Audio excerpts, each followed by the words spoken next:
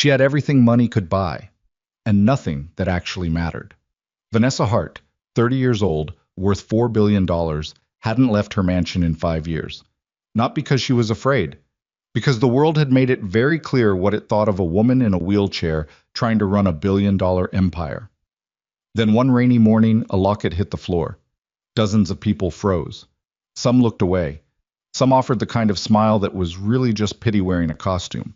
One man didn't. He just picked it up, handed it back, and walked away like it was nothing. It wasn't nothing. It changed everything. What? If this story already has you hooked, hit that like button right now and drop a comment telling me what city you're watching from. I want to see how far this story travels.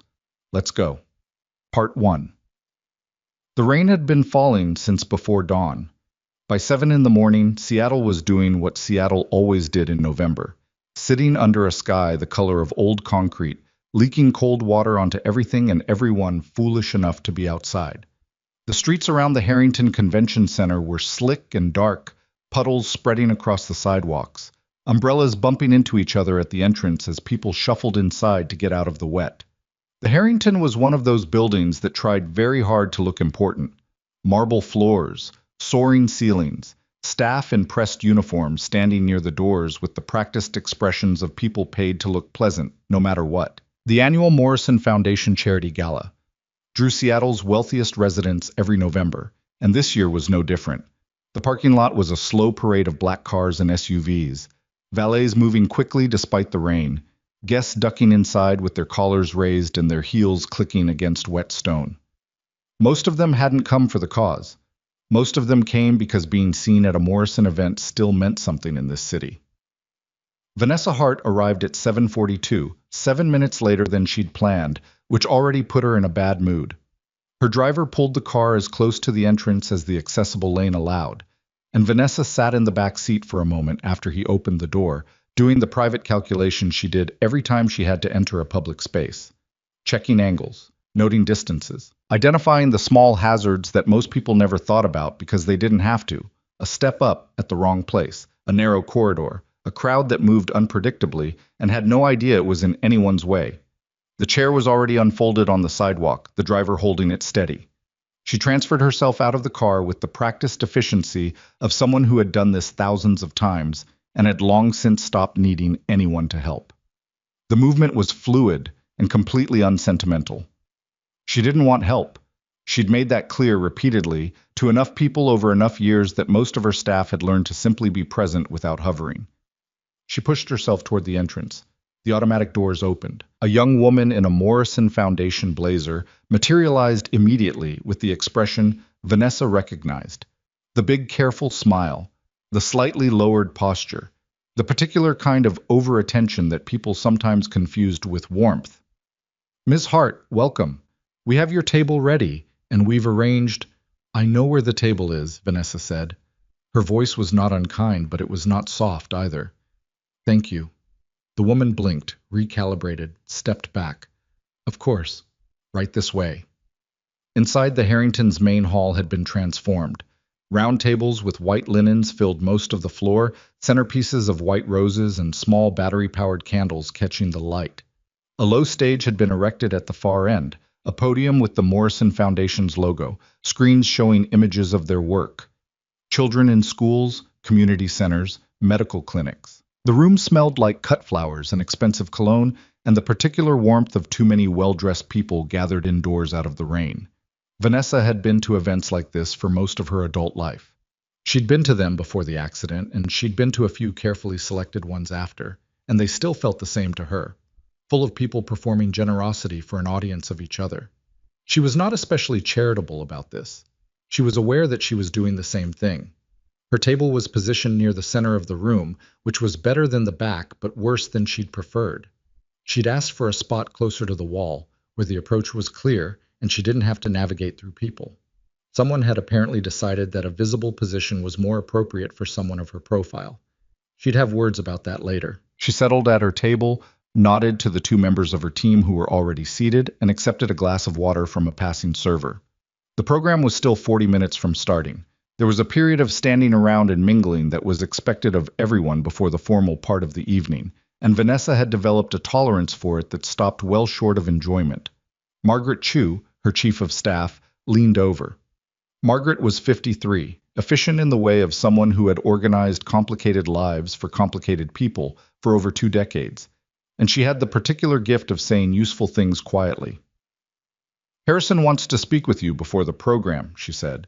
"He's been hovering near the bar for about 20 minutes. "Tell him I'll speak to him after," Vanessa said. "If he comes over before, remind him we're in public, and I'd prefer not to have that conversation here. And if he ignores that, then I'll handle it." Margaret made a small note on her tablet and said nothing else, which was one of the reasons Vanessa kept her around. Harrison was Richard Harrison, one of 4 executives at Hart Industries who had, over the past 3 months, been conducting what they apparently believed was a subtle campaign to question Vanessa's fitness to lead the company. They had been maneuvering through back channels, quiet meetings with board members, carefully worded emails that said nothing directly and implied everything. Vanessa had known about it for 6 weeks. She had not yet decided exactly how to respond, which was itself a kind of decision, watching, mapping the shape of it, understanding who exactly was involved before she moved. She did not appreciate Harrison choosing a public event for whatever conversation he thought he needed to have, but that was a problem she'd address later. The room was filling up now. The sound level was rising. The specific blur of 200 conversations happening simultaneously, silverware on glassware, shoes on marble, the low current of a string quartet, trying to be heard without being listened to. Vanessa recognized faces from across the room. The Moreland family near the windows. The Abbotts, both of them, looking tanned from somewhere. Paul Vega from the Chamber of Commerce, working the room the way he always did, handshake to handshake. Then she noticed something different. Near the entrance to the hall, where the overflow crowd was still coming in out of the rain, there was a cluster of people who didn't quite fit the profile of the evening. Families, mostly.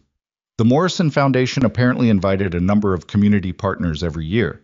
People from the organizations they funded, recipients of grants, volunteers. They came dressed in what was clearly their best, moving carefully through the space, taking in the room with the particular awareness of people who understood they were guests of a certain kind. Among them was a man, early 30s, in a navy blazer that didn't quite fit across the shoulders. He was holding the hand of a small girl, maybe 6, maybe 7, who was looking up at everything with the total unselfconscious wonder that young children bring to rooms they've never been in before. She was wearing a dress that was clearly new, red plaid with a white collar, and she had her hair in 2 uneven braids that suggested her father had done them himself and done his best. Vanessa wasn't sure why she noticed them. She noticed a lot of things. It was a habit born of years of having to pay attention to everything in a room while appearing to pay attention to nothing. But there was something about the pair of them that was distinct in that crowd, not dramatic, just present in a different way than everyone else. The girl pointed at the centerpieces and said something to her father. He bent down to listen, then laughed and shook his head and said something back. She laughed too. It was a private joke in a public room, the two of them in their own small world, and it had nothing to do with anyone watching. Vanessa looked away. She had a program to review. The mingling portion of the evening was, as expected, an exercise in maintaining expressions of polite interest through conversations she had largely heard before. 3 people asked her how she was doing in the way that meant they were asking about the wheelchair, and not really about her. She answered in the way she always answered, "Fine, thank you," and moved on before they could push further. 2 investors found their way to her table with what they called just wanting to check in, and she fielded their concerns about the company's direction with the clipped precision of someone who had been navigating boardroom anxieties since she was 26 years old. Harrison did not approach. She noticed him twice across the room, watching her with the expression of a man calculating something. She ate very little of the dinner, which was the usual charity gala food, competent, expensive, forgettable. The speeches were what they were. The foundation's director talked for 12 minutes about their work in underserved communities. A recipient of their education grant spoke briefly and genuinely and was, predictably, the best part of the evening. Vanessa contributed a modest donation, as she did every year, and noted with detached interest that her name would be in the program and that this was the point. It was near the end of the formal program, when the room was loosening again, people standing, dessert plates being cleared, conversations resumed, that it happened. She was moving away from her table, toward the edge of the room where there was more space and fewer people crowding the paths. She had the locket in her hand. She often took it out without quite realizing she was doing it, the way people reach for certain habits under stress. It had been her mother's. Small, silver, oval, the kind of thing that looked ordinary until you knew what it was, and then it looked like the most specific object in any room you put it in. She'd had it for 15 years. She'd never lost it. Her wheel caught the edge of a slightly raised seam in the marble floor, an imperfection she hadn't clocked, hadn't mapped, hadn't prepared for. And the chair stuttered, just a small jolt. Enough. The locket slipped from her fingers. She heard it hit the floor before she saw it. A small, clear sound, almost inaudible in the noise of the room, but she heard it the way you hear the things that matter. It spun and settled, maybe 4 feet in front of her on the marble. 4 feet. She couldn't reach it. The angle was wrong. The distance was wrong. The physics of it were simply wrong. She could not bend that far forward safely without risking tipping the chair, and there was nothing nearby to brace against. She sat looking at it. Around her, people registered what had happened at different speeds. A woman nearby looked down, looked at Vanessa, looked at the locket, and then looked somewhere else very deliberately. A man in a tuxedo half moved toward it, caught himself, seemed to worry about something. Maybe about drawing attention, maybe about doing it wrong, maybe about the optics of bending down in front of a woman in a wheelchair at a charity gala, and went still. 2 more people simply adjusted their path around the locket without stopping. A server noticed but had a tray in both hands and kept walking. Vanessa watched all of this. She was not surprised by it.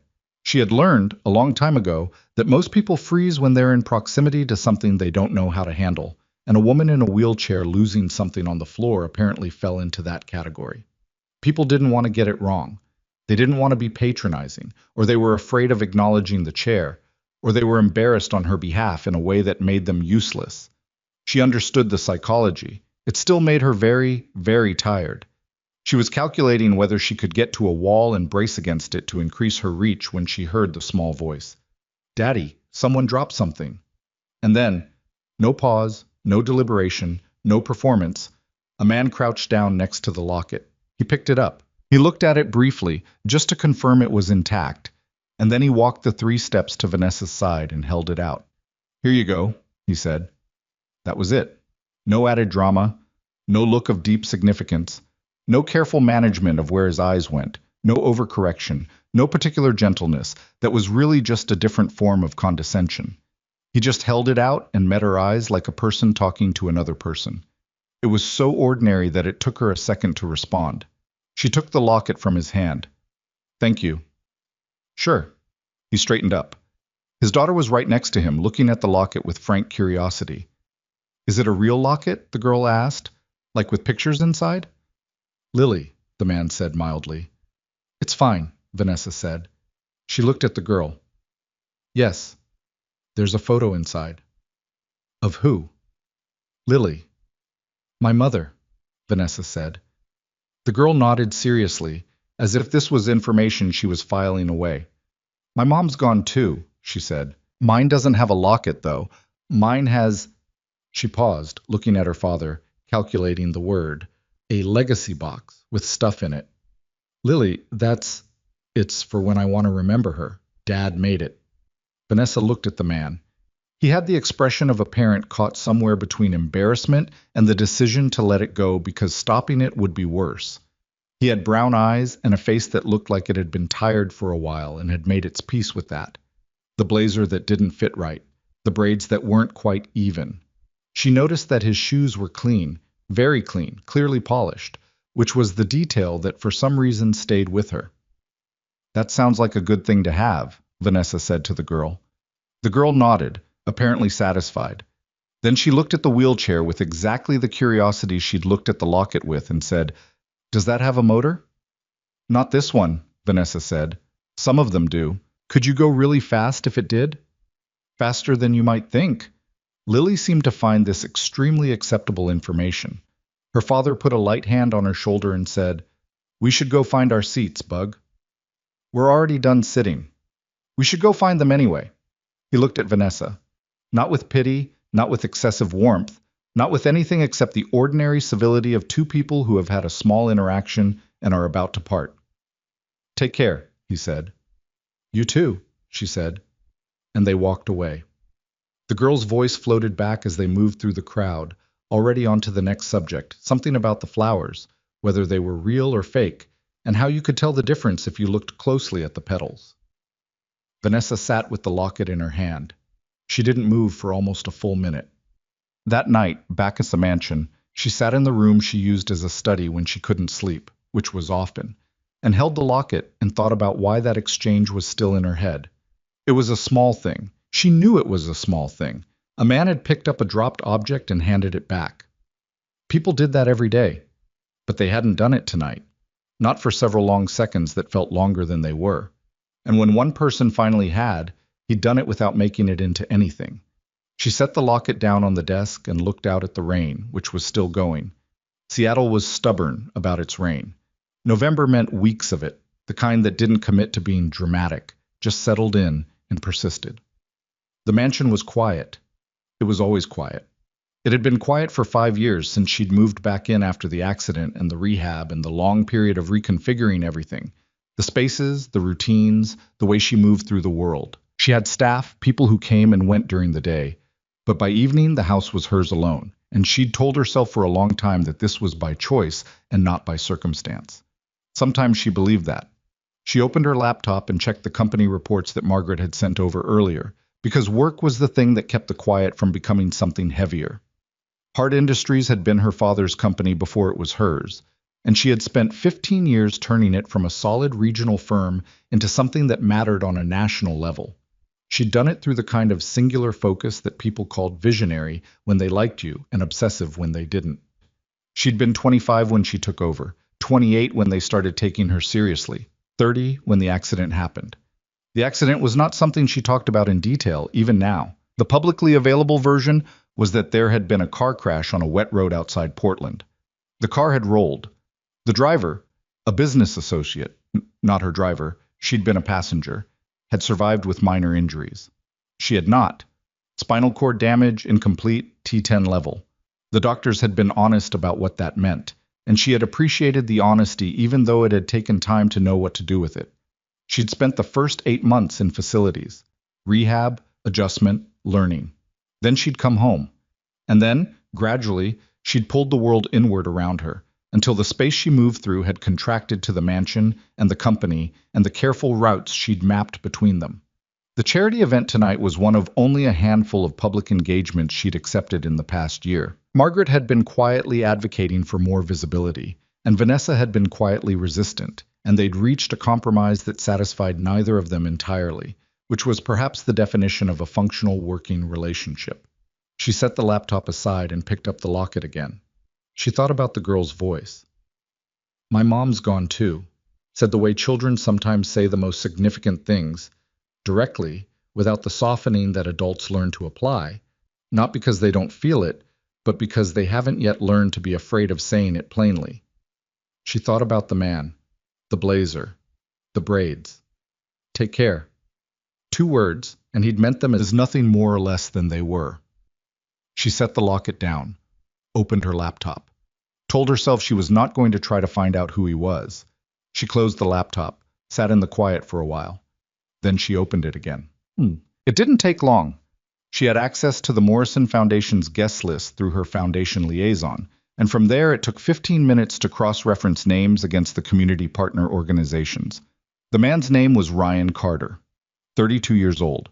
He'd come as a representative of the Eastside Community Building Coalition, a volunteer organization that worked on neighborhood infrastructure projects, fixing up community centers, building accessible ramps, running maintenance programs for lower-income housing. He worked 3 jobs. She found that through a more indirect route, a combination of professional networking profiles and a local newspaper feature from 2 years ago that had covered the coalition's work. In the article, Ryan Carter was quoted twice, and the writer had mentioned in passing that he held a full-time position in building maintenance, worked weekend shifts doing delivery, and volunteered with the coalition in what time remained. The article had not found this especially remarkable, and Ryan Carter had not presented it as remarkable, which was its own kind of information. His wife, Emily Carter, had died 3 years ago. The article mentioned her only in the context of the coalition's work, noting that Ryan had joined after losing her. It said no more than that, and Vanessa did not go looking for more. The daughter was named Lily, 6 years old. She was in first grade at a school in the Renton area, which was where they lived. In what looked like a small rental house based on the street view image, she pulled up and then immediately felt strange about pulling up and closed without really looking at. She sat back from the laptop. This was not what she normally did. She was not by nature someone who developed curiosity about strangers. She was someone who operated at a distance, who kept people in the appropriate professional or social category and did not go looking for more information than was necessary. She was good at this. She'd been doing it for years. But she sat there in the quiet study at 2 in the morning with the rain against the windows and the locket on the desk, and she thought about a man who'd picked something up without hesitation while everyone around him stood still, and about a little girl with uneven braids who talked about her mother like it was a fact she'd learned to live inside. She closed the laptop, went to bed, did not sleep especially well. She thought about it more than she wanted to over the following days. The Harrison problem demanded her attention, and she gave it. She had a meeting with the company's general counsel that lasted 3 hours and covered the legal parameters of a potential board challenge. She had 2 calls with members of the board she trusted, carefully worded conversations that accomplished more than they appeared to. She reviewed every internal communication she could access and found 3 more names she'd suspected but not confirmed. The work helped. It always helped. Vanessa had built her entire adult life on the principle that work was the most reliable form of structure available, that problems could be broken down into components, and those components could be addressed systematically, and that this approach worked for most things if applied consistently enough. It worked for the Harrison problem. It was less successful with the other thing. The thing she kept telling herself was not worth her attention. She ran her company, read her reports, held her meetings, and thought about Ryan Carter and the way he'd looked at her like she was just a person. She knew the exact shape of the problem with that. The last time someone had looked at her that way, completely ordinarily, without adjustment or special consideration, she had been 29 years old, still walking, in a life that was different enough from her current one that it felt like it belonged to someone else. After the accident, the dynamic had shifted. People tried. Most of them genuinely tried. But there was always a quality to the adjustment that she could sense, a slight recalibration, a care that revealed itself in the very effort to conceal it. People were looking at her differently, and they were also trying not to look at her differently, and both things were visible if you watched for them. She watched for them constantly. She had become very good at it. Ryan Carter had not done any of that. He just handed her the locket, and then his daughter had asked about it with the complete directness of a child who doesn't know she's supposed to behave differently. And the whole exchange had lasted maybe 4 minutes, and she was still thinking about it a week later. She didn't like that. She liked things she could categorize and set aside. She asked Margaret, in a way she tried to make sound administrative, whether the Morrison Foundation Gala had documented its community partners' contact information. Margaret looked at her with the expression of someone who had learned to notice things without commenting on them directly. "I believe they do," she said. "Are we looking to engage with any of the organizations?" "The coalition," Vanessa said. "The East Side building people. Pull their information." "Of course," Margaret said, and made a note, and did not say anything else. The second encounter was not engineered. That was important to Vanessa afterward. She had pulled the coalition's information, yes, and she had looked at their upcoming volunteer events, and she had perhaps arranged her Saturday morning in a way that made it plausible she would be in the Renton area. But she had not planned to run into him. The farmers' market ran along a 2-block stretch of a Renton neighborhood on Saturday mornings, late October through early December, under a series of canvas tents. Vanessa had come for the specific purpose of looking at an accessible building project the coalition had completed on the adjacent block, a ramp installation for a community library that she'd read about in their materials, and found herself genuinely curious about the construction approach. She was examining the corner join of the ramp structure, which was better engineered than she'd expected, when she heard a voice she recognized. The grade is supposed to be under 1 to 12, but it ended up a little steeper on the south side. We've been trying to get the measurements fixed for about 2 weeks. She looked up. Ryan Carter was standing 6 feet away, talking to a man in a high-visibility vest, holding a coffee cup and a folded piece of paper that appeared to be a diagram. He hadn't seen her yet. She almost left. It would have been the easier thing.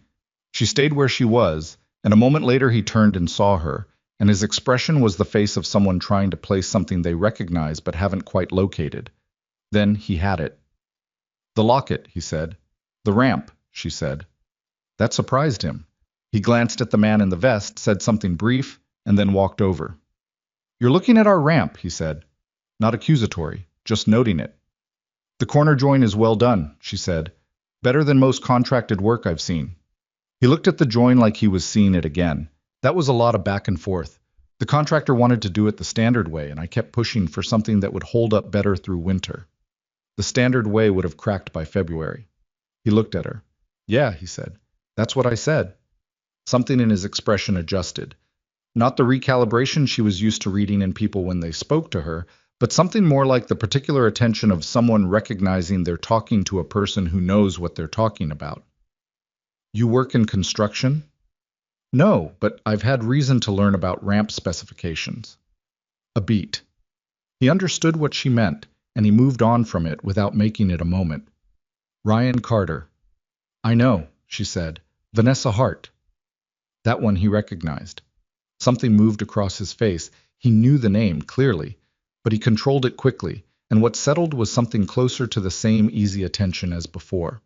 Not quite, but closer. "You were at the gala," he said, "and you were at the ramp." He smiled.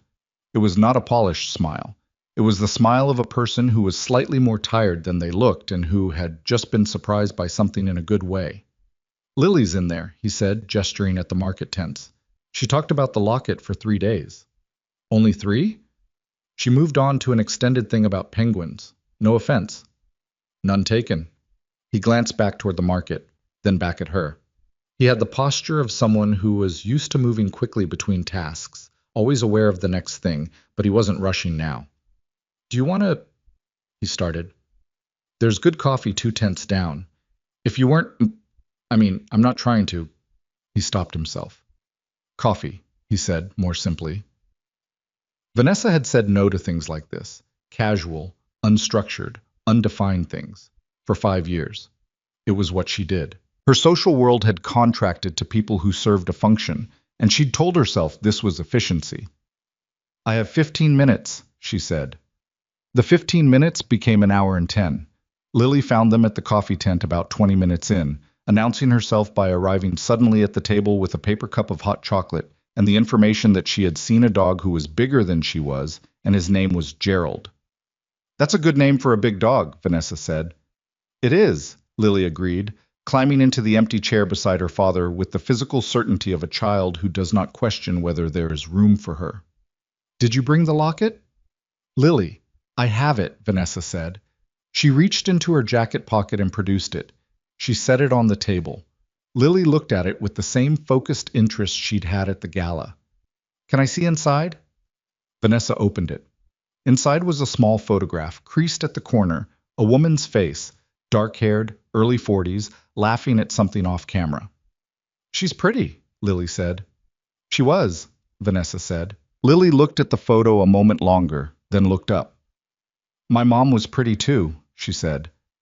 "I have pictures, and her handwriting. Dad saved it on cards."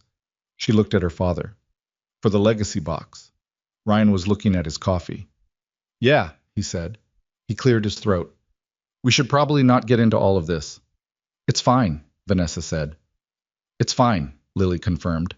Ryan looked at both of them, outvoted. He had the expression of a man getting used to this dynamic. The conversation moved. Lily contributed observations at intervals, about the market, about her teacher, about Gerald the dog, and the adults talked around and through these contributions in a way that started to feel natural faster than Vanessa expected. She learned that Ryan had been with the coalition for 2.5 years, that he'd started by showing up to help with a project near his apartment and found he was good at it, and that being good at it felt like something during a period when not many other things did. He said this plainly, without the particular caution of someone performing emotional openness. He just said it. She told him about the accessibility work she'd been loosely thinking about at the company, the initiative that was still at the stage of being an idea she hadn't fully committed to. She hadn't talked about it outside of one brief mention to Margaret. She wasn't sure why she said it now. He asked questions about it that were practical and direct. Not the flattery of someone impressed by the concept, but the curiosity of someone who thought about these problems from the ground up. He mentioned three structural issues with most corporate accessibility programs that she hadn't considered from that angle. She looked at him. Have you worked in policy? No, he said, just building ramps. Same thing sometimes. He almost smiled. Not really. More than you think. Lily had finished her hot chocolate and was now drawing something on a napkin, apparently unconcerned with the adult conversation.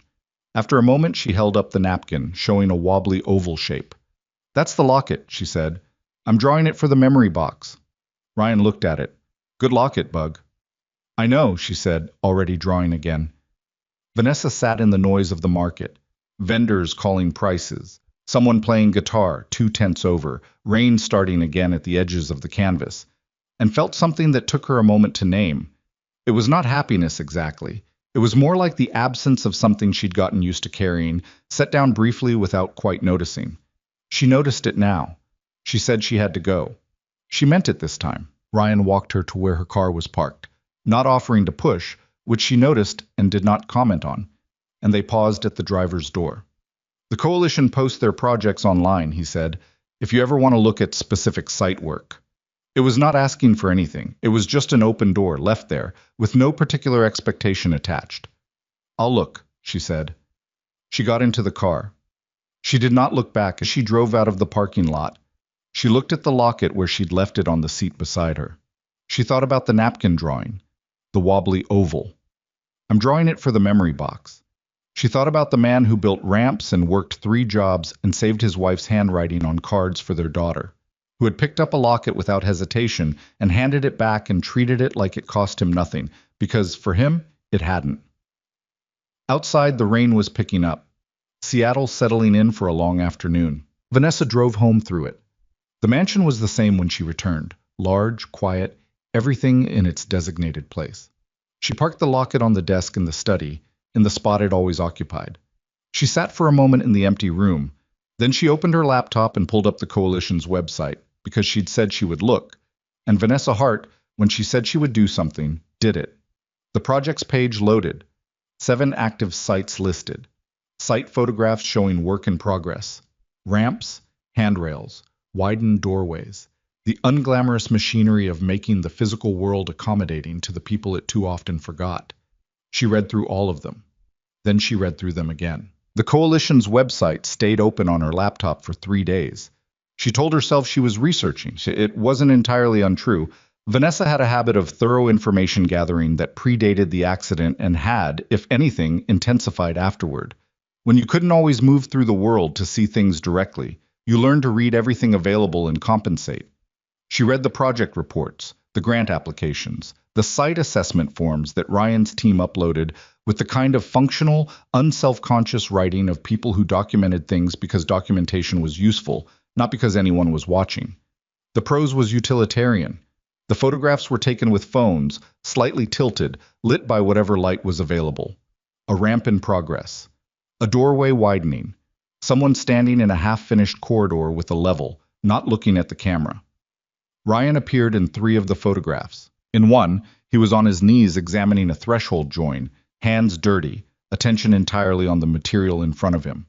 In another, he was talking to an older woman at what appeared to be a site walkthrough, bent slightly toward her because she was shorter, listening with the expression of someone who was actually listening. The third one was blurrier. Someone had caught him mid-laugh at what seemed to be a coalition workday lunch, the kind of photo that happens by accident and captures something the posed ones never do. Vanessa closed the laptop on the 3rd day and did not open the coalition's page again for a week. This was progress, she decided. What she did instead was work. The Harrison situation had developed in ways that required her full attention, and she gave it. 2 more board members had been pulled into quiet conversations by Richard Harrison and his allies. She'd confirmed this through a contact on the audit committee who owed her a favor and had chosen to honor it. The picture was becoming clearer. Harrison wanted a proxy vote, organized quickly enough that she wouldn't have time to fully mobilize, framed around concerns about the company's strategic direction. The disability angle wouldn't be stated directly. Harrison was too careful for that. But it would be the current running under everything, The real argument made in rooms she wasn't in. She'd been in this company for 15 years. She'd built more of it than she could precisely account for, because so much of it had accumulated over time. Decisions made at 2 in the morning, relationships built across years, instincts developed by being wrong and being less wrong and adjusting again. The idea that Harrison, who had been at Hart Industries for 6 years, who had come in through an acquisition and positioned himself carefully and built a coalition out of people who were nervous about the future, the idea that he believed he understood this company better than she did was not something she found credible. What she found credible was that he was scared of instability and had decided she was the instability.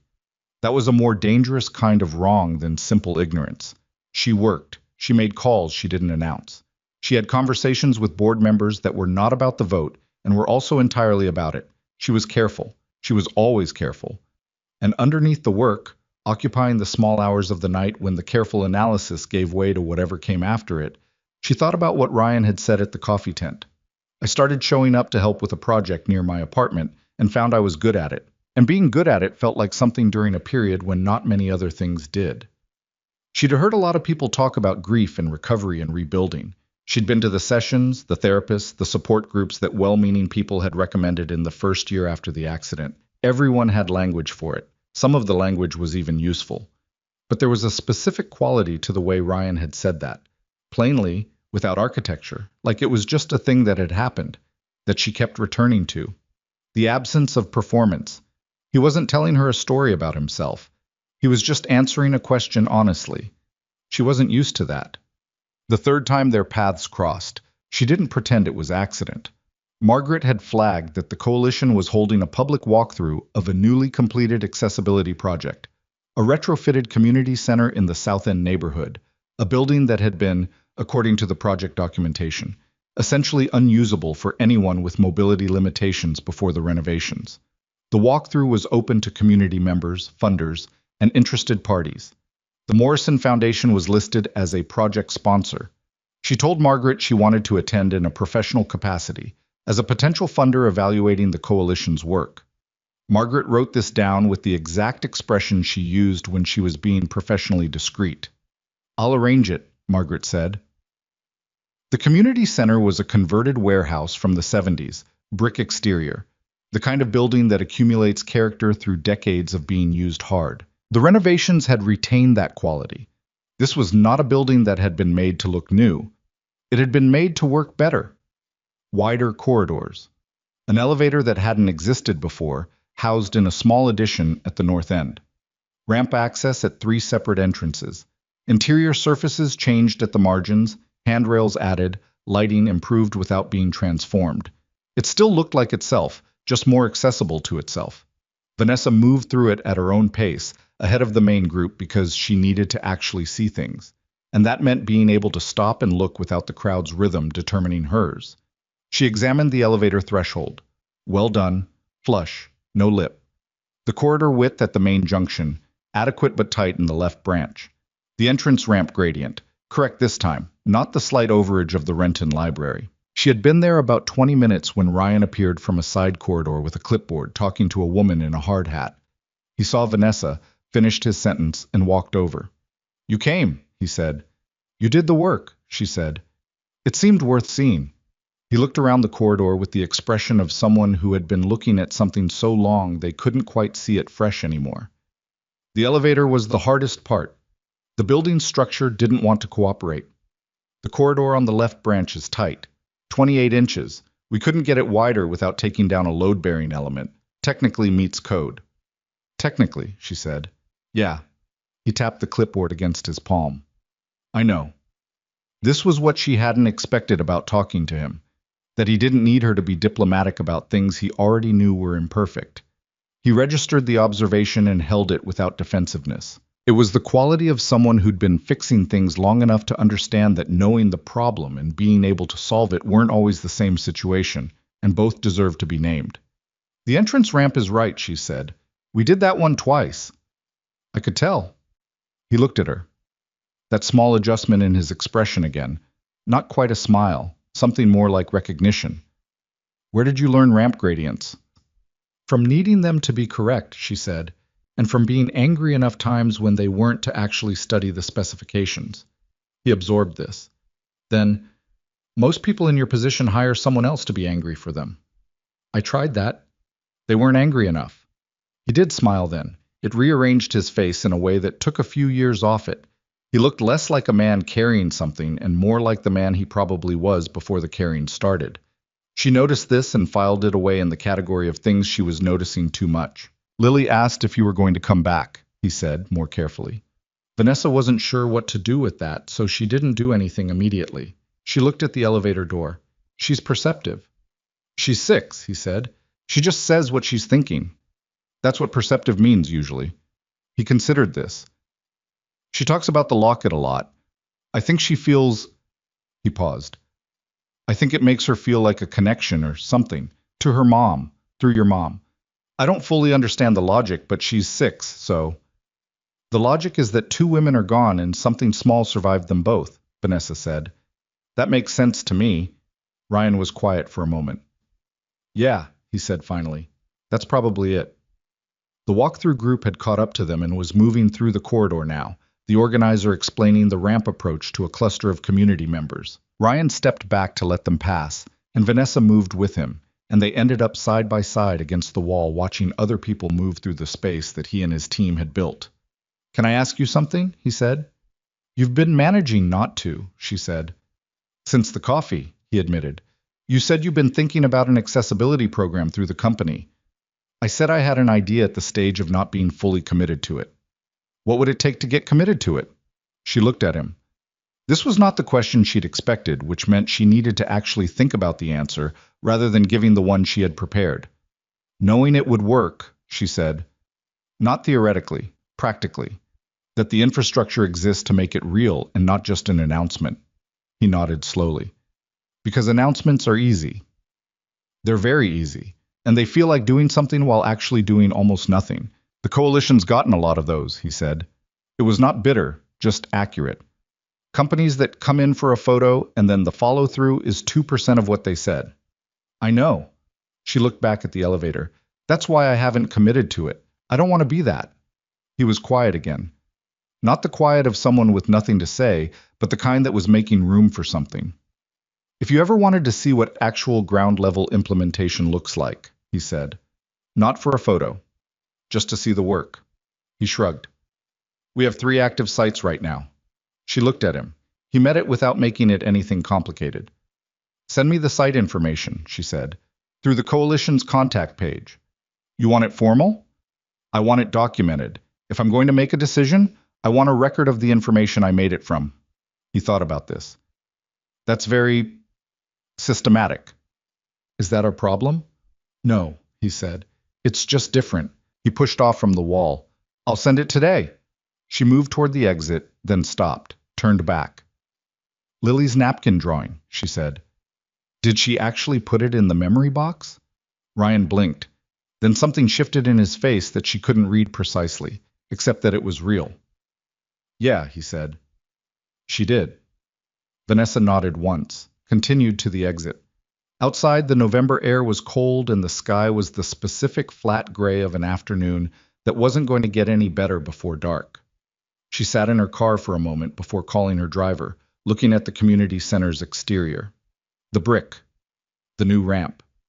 The small addition housing the elevator that the building structure hadn't wanted to give up. You built things in the space available, she thought. That was not inspiration. It was just what the work required. The site information came that afternoon, as he said it would. 3 attachments. Project summaries, site photographs, current status reports. The emails were written the same way the coalition's project documents were written, functional and direct, without flourish.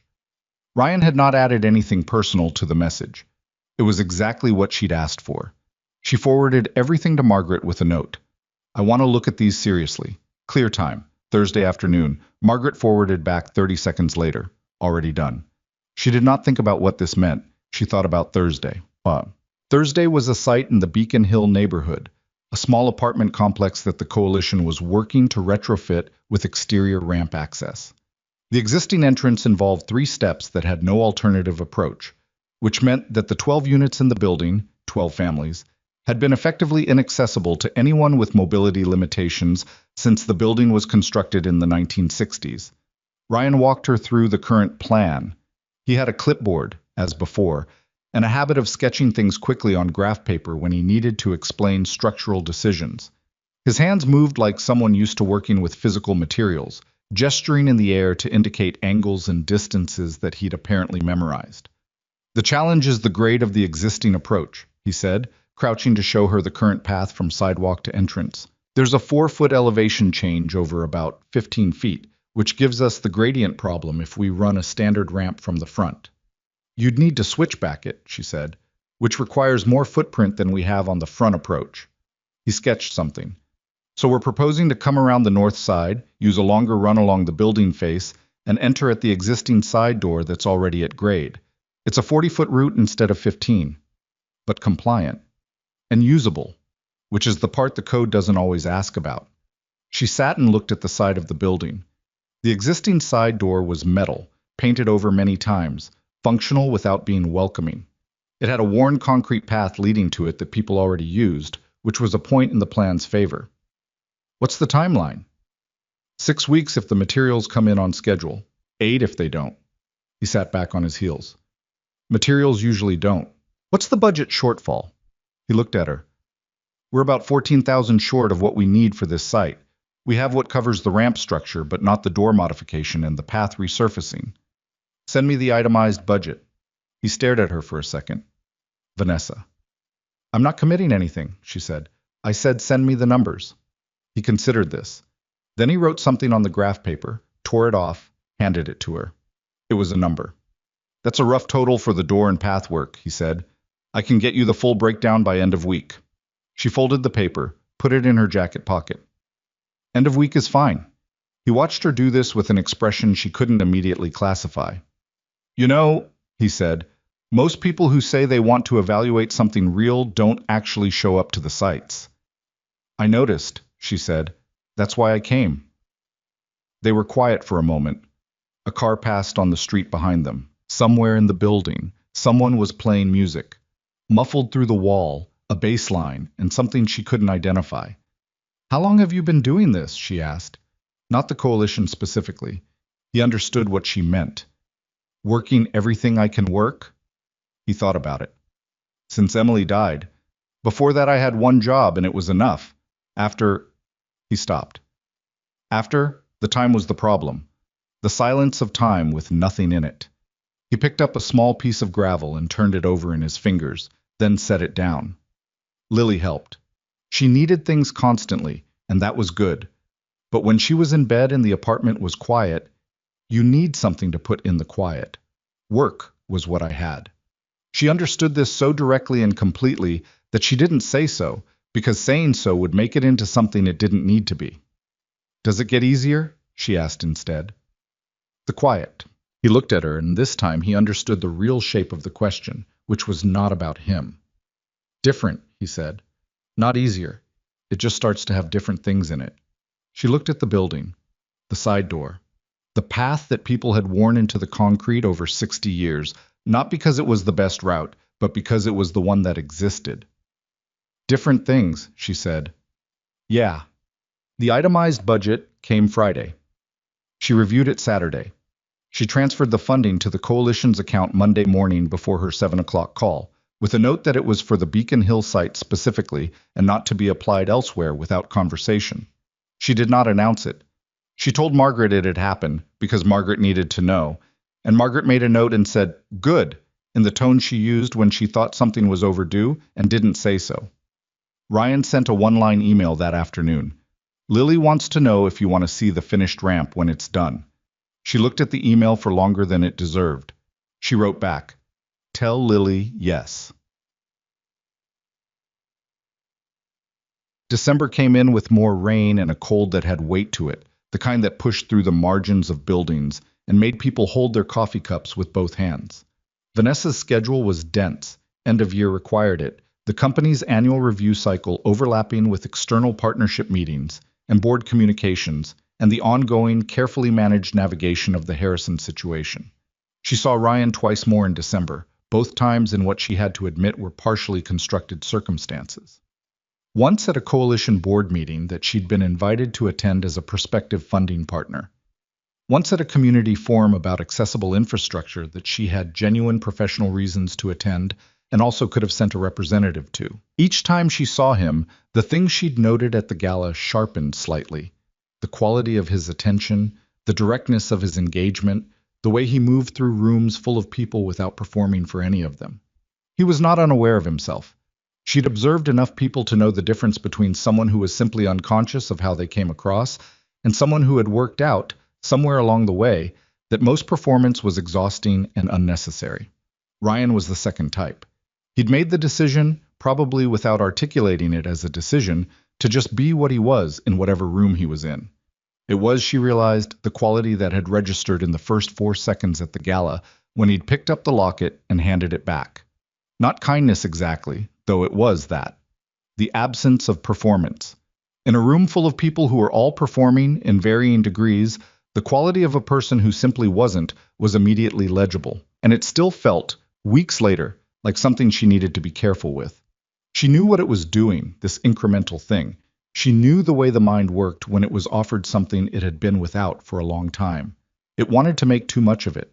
It wanted to interpret every small exchange as larger than it was, to read meaning into things that might just be the ordinary patterns of two people who had crossed paths and were not yet finished crossing.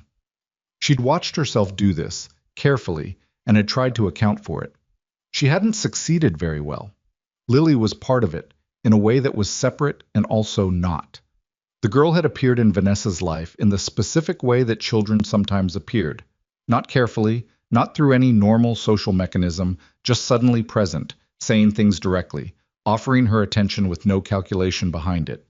Lily thought the locket was important and said so. Lily thought the locket and her mother's memory box were connected in some logic of objects and people who were gone. And she had said that too, to a stranger, without hesitation. Vanessa had not had much contact with children since the accident. She had not had much contact with children before it, if she was honest. She'd been 21 when her mother died, 22 when she'd joined the company, and the years since had been a continuous acceleration of professional life that left the corners of personal existence, the things that happened in the margins, the ordinary accumulations of relationship and place and time, mostly unfilled. She wasn't sure what she was doing with the small space that was opening up. She was just, for now, not closing it up. The Harrison situation moved faster than she'd anticipated. The board meeting she'd heard about through back channels was confirmed in the second week of December, formally scheduled for mid-January, listed on the agenda as a strategic review, but with the actual purpose barely concealed in the supplemental materials. Harrison had been more efficient than she'd credited. He'd spent months doing what she did, watching, waiting, counting votes. She sat with the formal notification for a while after it arrived. Margaret brought her coffee she hadn't asked for, set it on the desk, and sat down. "How bad?" she asked. "He has 4 votes confirmed," Vanessa said. "Possibly 5. He needs 7. Who's uncertain?" "Feldman, Park, possibly Reeves, though Reeves is unpredictable." She turned the notification over in her hands. He wouldn't have scheduled it unless he thought he had the numbers. "Does he?" She didn't answer right away. The honest answer was she wasn't sure, and she was not used to being unsure about the counts in her own boardroom. "He might," she said. Margaret sat with this. "What do you want to do?" It was a genuine question. Margaret asked it the way she asked all things, as if the answer wasn't obvious, as if there were real options, as if she was prepared for whichever direction came. Vanessa thought about the apartment complex in Beacon Hill, the side door, the path worn through decades of use. "I want to think about it," she said. "Give me the weekend." "You have the Coalition's site completion event Saturday," Margaret said. "I know. Lily's going to be there." "I know that too." Margaret stood, collecting her tablet. She paused at the door. "For what it's worth," she said, not quite looking back, "you've been different in the last 6 weeks. I don't know if that's relevant." "Different how?" "Less contained," Margaret said, and left it there. Saturday arrived with a brief break in the rain, the kind Seattle offered occasionally in December like a small apology for everything else. The Beacon Hill ramp was finished, 5 weeks into Ryan's 6-week estimate, which he had apparently viewed as a personal challenge to his own timeline rather than a conservative projection. The completion event was small. A few neighbors, the building manager, several coalition volunteers, a woman from the city's housing office who had been involved in approvals. Someone had brought a cake that said open for everyone in grocery store frosting, which was the right kind of cake for a ramp opening. Lily was wearing a winter coat that was slightly too big for her, clearly bought with the intention of growing into it, and she attached herself to Vanessa's side within approximately 90 seconds of her arrival with the straightforward confidence of a child who has decided on a friendship and considers the formalities complete. They put a textured strip on the ramp, she informed Vanessa, so you can feel where it starts. I saw, Vanessa said. Did you know that helps people who can't see very well too? Not just people in wheelchairs. I did know that. Dad told me, Lily said. He says good design helps everyone, not just the person it's designed for. She considered this. I wrote that down. For school. Vanessa looked at Ryan across the small gathering. He was talking to the building manager, a heavy-set man in his 60s, who had the look of someone genuinely moved by what was in front of him, maybe for the first time standing at his own front entrance, thinking about who hadn't been able to use it before and could now. Ryan caught her eye over the man's shoulder. A brief look. She looked back and something settled between them that she didn't name. He's been working really hard, Lily said, following her gaze with the observational accuracy of a small person who noticed more than the adults around her realized. He always works really hard, but lately he's been... She paused, searching. More awake. Vanessa looked at the girl. More awake? Like when you've been tired for a long time and then something makes you not as tired. Lily pulled at a thread on her coat sleeve. He started whistling again. He used to whistle and then he stopped, and now he whistles again sometimes. She shrugged with the equanimity of a 6-year-old reporting a weather pattern. I like it. Vanessa said nothing for a moment. Around them, someone was cutting the cake, which prompted a small movement of people toward the table, and Lily went with it, apparently considering the conversation complete. Ryan came over. His hands were in his pockets, and he had the posture of someone who was tired in the good way, the way you're tired after doing something that actually required something from you. Ramp looks right, Vanessa said. It is right. Not boasting, just confirming. The door surround came out better than I expected. The contractor had an idea about the frame mounting that I didn't think would work, and it did. You let someone else's idea work. He looked at her sideways. I'm not territorial. Most people with your level of stake in a project are. Most people waste a lot of time being territorial, he said. She considered this. The building manager was using the ramp now, just walking up it, testing the texture strip with his foot, testing the rail with his hand. Small actions with the quality of something practiced, already becoming familiar. There's going to be a board vote, she said. She hadn't planned to say it here. She hadn't planned to say it to him at all, necessarily, but it came out with the same quality that his things came out, plain, because plainness was efficient. He turned toward her slightly. The company? Someone inside thinks I can't run it anymore. They've been building a case for several months and now they've scheduled the vote. She looked at the building. It's about the wheelchair. Technically, it's about the company's strategic direction, but that's the argument underneath. He was quiet. Not the quiet of not knowing what to say. The quiet of knowing enough to not fill space before he was ready. What are you going to do? He asked. I don't know yet. That's not like, he said. And she realized he meant it as observation, not accusation. He'd been paying enough attention to know that she was not normally a person who answered questions that way. No, she said. It's not. The cake was producing small negotiations among the volunteers about equal slice distribution. Lily's voice was audible in the mix, evidently advocating for a particular corner piece with the focused intensity she applied to most things. She said, "You're more awake lately," Vanessa said. Ryan stopped.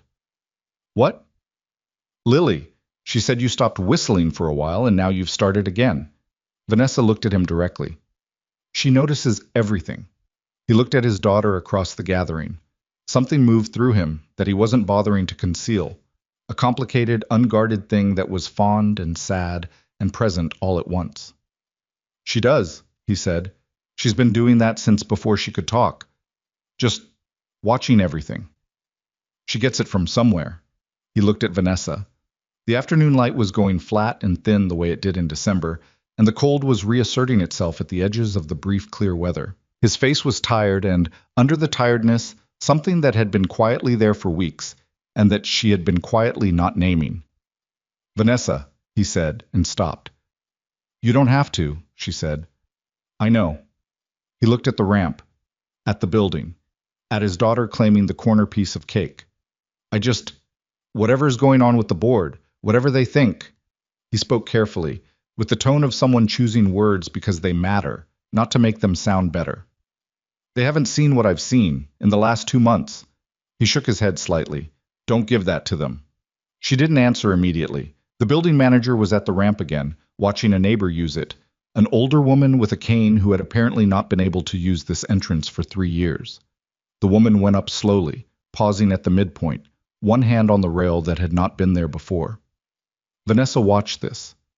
The path that now existed where before there had only been steps. I haven't decided to give them anything, she said. Good, Ryan said. Lily appeared at his elbow with a plate containing a substantial corner piece of cake and the expression of someone who had competed for something and won it fairly. I got the one with the most frosting, she said, primarily to Vanessa, apparently considering this information she would want. You can have some if you want.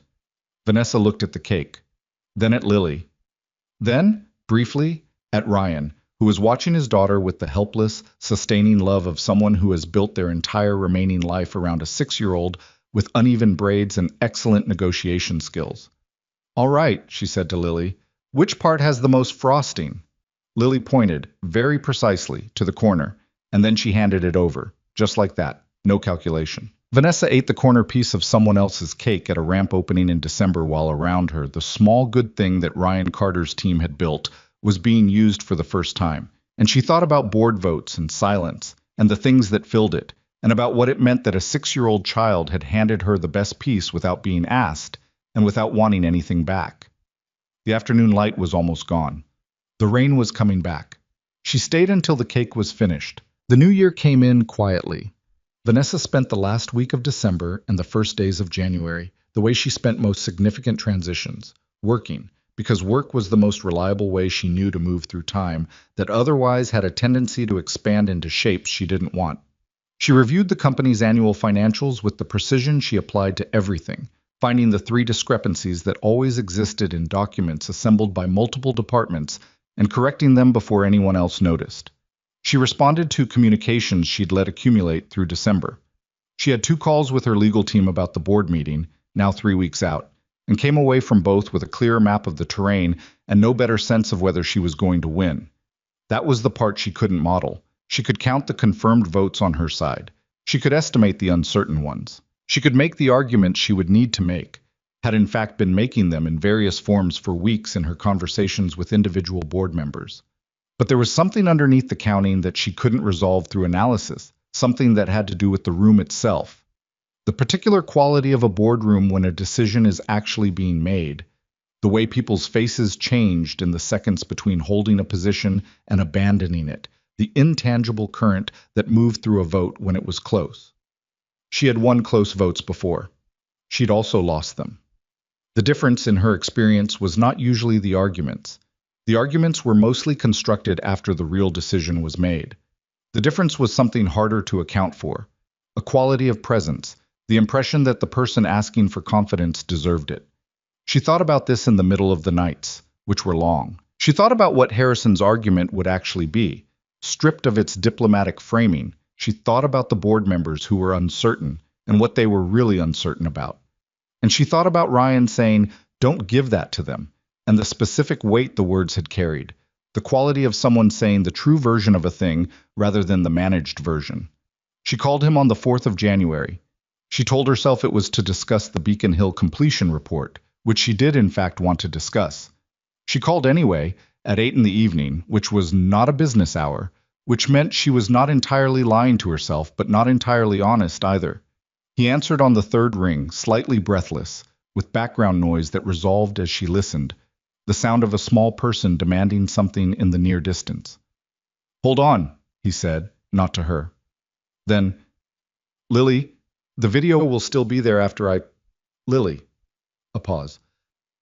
This was to Vanessa. Sorry, she's negotiating her bedtime in a way that involves pretending she left the TV on when she definitely turned it off herself. Is it working? It always almost works, he said. That's what makes it so annoying. The background negotiation reached some kind of resolution. She heard a door close, then quiet. Beacon Hill report, she said. Right. He settled into it quickly. The coalition submitted the final documentation to the city this week. The building's registered as compliant now. The manager sent us a note. Apparently 3 residents who hadn't been using the front entrance in over a year have started using it. 3 that you know of. 3 that he counted, Ryan said. Could be more. She wrote nothing down. She just held the number. 3 people using a door they hadn't been able to use.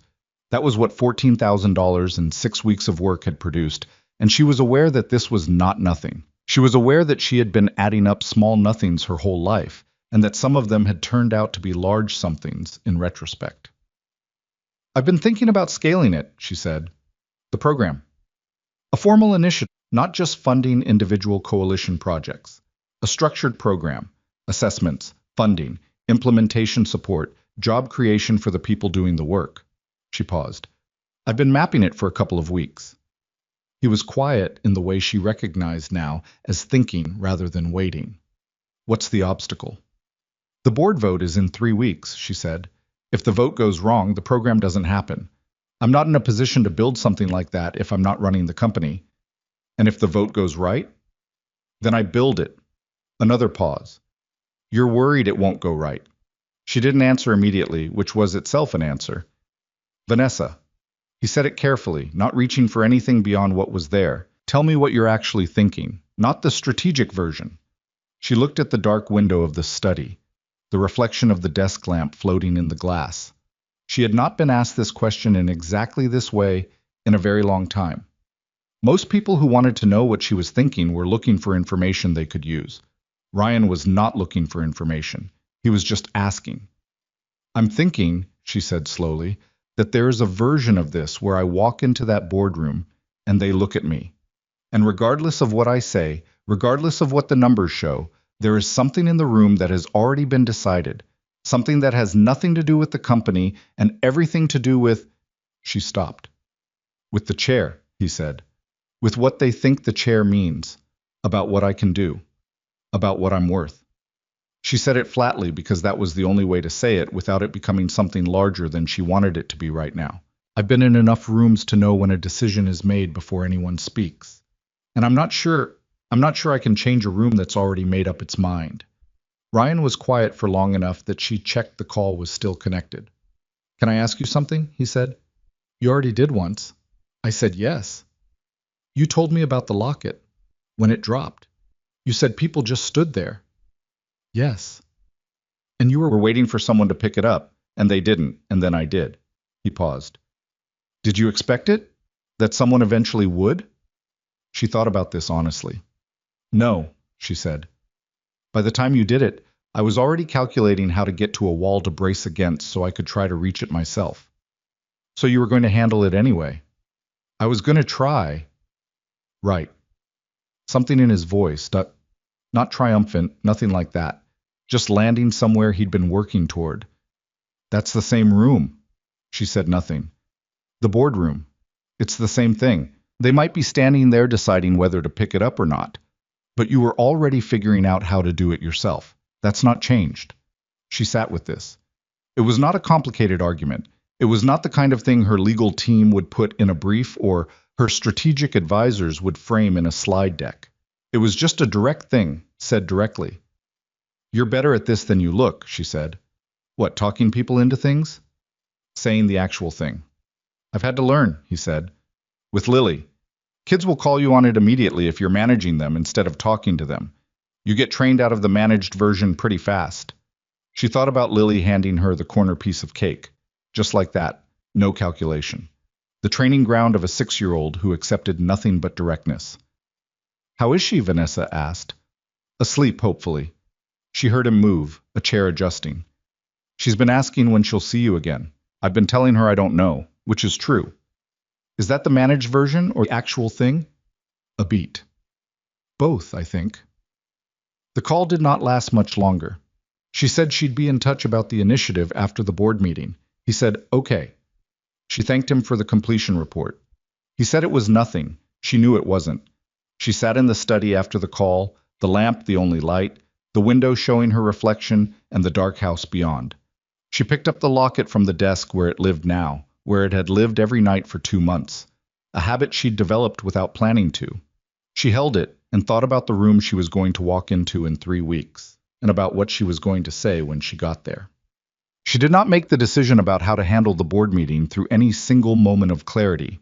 It accumulated, the way most things did, from the legal strategy sessions, and the conversations with board allies and the long nights of thinking, and from the phone call with Ryan, and from 3 weeks of watching the news cycle carry Harrison's narrative about her leadership and her company with the uncomfortable efficiency of a story that had enough truth in its edges to seem credible. The media coverage started in the second week of January and was what she'd expected from the shape of Harrison's strategy. Nothing direct, nothing that would leave a mark if it was wrong. But the business press had a way of asking questions that contained their own answers. Pieces about Hart Industries' strategic direction, unnamed sources expressing concern about the company's recent performance, an analyst who went on the record to say he was watching the governance situation carefully. No one said disability. No one needed to. Vanessa read each piece once, set it aside, and did not read it again. She had learned this discipline because the alternative was spending hours inside the psychology of people trying to affect her with words, and that was time she didn't have and couldn't afford to spend. What she did instead was prepare. She spent 3 days drafting what she was going to say in the boardroom. Not the arguments, those were already assembled, had been for weeks. She meant the other part, the part that her legal team had not suggested and that Margaret had looked at when she saw the outline and said quietly, "Are you sure?" "No," Vanessa had said. "Draft it anyway." The draft went through 4 versions. The first was too formal. It read like a speech, which was wrong. The second overcorrected and read like it was trying not to be a speech, which was worse. The third was closer, but it started in the wrong place. The fourth started with a fact she'd never said publicly, and from there the rest of it followed. And it was not good exactly, but it was true, and she thought true might be what the room needed. She didn't show it to the legal team. She showed it to Margaret, who read it twice without speaking. "If it doesn't work," Margaret finally said, "it's going to be very difficult." "If the alternative works," Vanessa said, "what exactly does it win?" Margaret looked at the draft, then at Vanessa. "When did you decide this?" Vanessa thought about the locket on the marble floor and the seconds she'd spent watching people not pick it up. "A while ago," she said. "I just didn't know I'd decided." Ryan did not know the specifics of what she was planning. She hadn't told him, partially because the elements hadn't fully assembled until the week before the meeting, and partially because she was not sure she wanted to examine it too closely in conversation before she had to say it in a room that mattered. But she texted him the night before. She had not done this before. Their contact had been calls and emails, the coalition's formal channels, the structured approach she'd established early and maintained because it kept things clear. She picked up her phone at 11 at night and typed, "Board meeting is tomorrow." She set the phone down, picked it up, added, "I know what I'm going to say." She set it down again. The phone buzzed 3 minutes later. "Good," he wrote. Then, after a short pause, "Lily says to tell the Locket to bring good luck." I didn't explain what that meant. I just wrote it down. She looked at this for a moment. Then she typed, "Tell her I'll bring it." She set the phone on the nightstand and lay in the dark and thought about tomorrow. Sleep came eventually, not well, but enough. The morning of the board meeting was clear and cold, the sky a thin winter blue that Seattle produced rarely and that always felt slightly unearned. Vanessa was up at 5:30, dressed by 6:15. She ate breakfast she didn't taste. Margaret arrived at 7 with the morning briefing, and they went through the day's logistics with the efficiency of 2 people who had done versions of this together for many years. At 8:45, Vanessa's driver brought the car around. The Hart Industries headquarters building was in downtown Seattle, 12 floors of glass and steel that her father had moved the company into in the 90s, and that Vanessa had renovated twice since taking over, most recently adding the accessible design elements that were now considered standard in the building's presentation to potential hires and partners. The main entrance had 3 steps and an adjacent ramp that she'd insisted on making fully integrated rather than the afterthought addition that most buildings treated it as. She arrived at 9:15. There were reporters at the entrance, not a crowd, but enough, clearly tipped by someone in Harrison's camp about the significance of the morning's meeting. She had anticipated this. She moved through the entrance without stopping, which required the kind of deliberate calm that was different from not feeling anything. She felt something, she just didn't stop moving. In the elevator, Margaret said nothing. This was correct. The boardroom was on the 11th floor, a long room with a table that seated 16 and a wall of windows that looked out over the city and the water beyond. By the time Vanessa arrived, 7 of the 12 board members were already seated. 3 more came in within 5 minutes. Harrison and his close ally, Dina Park, arrived last, which was a choice. Harrison was 55, silver-haired, the kind of man whose confidence read as competence until you watched him in the specific situations where actual competence was required. He'd been effective in his role at Hart Industries because effectiveness in that role was something Vanessa had understood and structured. He'd built the board challenge because he understood which kind of effectiveness was needed there and had applied it systematically. She gave him that privately, as she watched him take his seat at the far end of the table.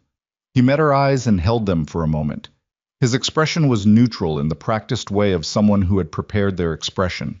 She looked back and did not prepare anything at all. The meeting was called to order. The chair, Thomas Reeves, nominally independent, uncertain in the vote count she'd constructed, went through the formal agenda items first. This was how these things worked. The real thing was always preceded by an hour of everything that was not the real thing. She sat through it with the patience of someone who understood that the preceding hour served a purpose. It established the room's temperature, revealed who was paying attention and who was managing their own composure, gave her time to watch. Harrison was composed. He had 2 allies who would speak for him when it was time. He had his narrative ready. She'd seen enough versions of it in the press to know its shape. What he didn't know, what none of them knew, was what she was going to do. Reeves introduced the strategic review item at 11:05. Harrison led his case. It was crisp, professionally constructed, and technically confined to issues of strategic vision and performance metrics while managing to imply everything else. He cited 3 quarters of slower growth that were real and that had causes he correctly identified and incorrectly attributed. He spoke about the need for the company to evolve its leadership approach at a critical moment. He was careful. He was very careful. When he finished, 2 of his allies added supporting comments. The room settled into the particular silence of a space waiting for the other side to speak. Vanessa had planned to begin with the performance data. The legal team had outlined a sequence that started with numbers and built to the argument, because numbers were solid ground, and you established your footing on solid ground before moving to less stable terrain. She didn't start with the numbers. 11 years ago, she said, I walked into this room for the first time as acting CEO. My father had been dead for 6 weeks. He'd built this company over 30 years and left it to me, and half the people at this table weren't sure he'd made the right call. She let that settle. I was 25 and I didn't have a long track record, and I hadn't been the expected choice. The concerns were reasonable. What they missed was that I'd been inside this company since I was 17 years old, sitting in my father's office during summer breaks, reading reports. I was too young to understand completely, and learning to understand them anyway. What they missed is that by the time I sat in this chair, I knew this company better than most of the people in this room did. She looked around the table without hurrying. That hasn't changed. Harrison's expression had become very still. He was recalibrating. The strategic questions Richard has raised are real questions, she said. The growth metrics he cited are real metrics. I'm not going to tell you the last 3 quarters were what I wanted them to be, because they weren't. What I'm going to tell you is what caused them, what I've done about it, and why the analysis he's presented is technically accurate and fundamentally wrong. She spent 20 minutes on this. The numbers, the context, the market conditions, the specific decisions she'd made and why she'd made them, and what they would produce over the next 18 months. She knew this material with the precision of someone who had lived inside it, and she went through it without notes, which was a choice. Because people who know things don't read them from a page. She watched faces around the table. Park was resolute. She was Harrison's and wasn't moving. Two others were Harrison's and also weren't moving. Reeves was listening in a way that was different from the way he'd been listening during Harrison's presentation. She noted this. Then she stopped with the numbers. I want to say something that isn't in any document, she said, and I want to be direct about it because I think we've spent enough months being indirect. The room's quality changed. Even Harrison's stillness shifted. 5 years ago, I was in a car accident outside Portland. My spinal cord was damaged. I spent 8 months in rehabilitation facilities. When I came back to this building and sat in this chair again, I was in a different chair than the one I'd left in. She said this flatly, without effect.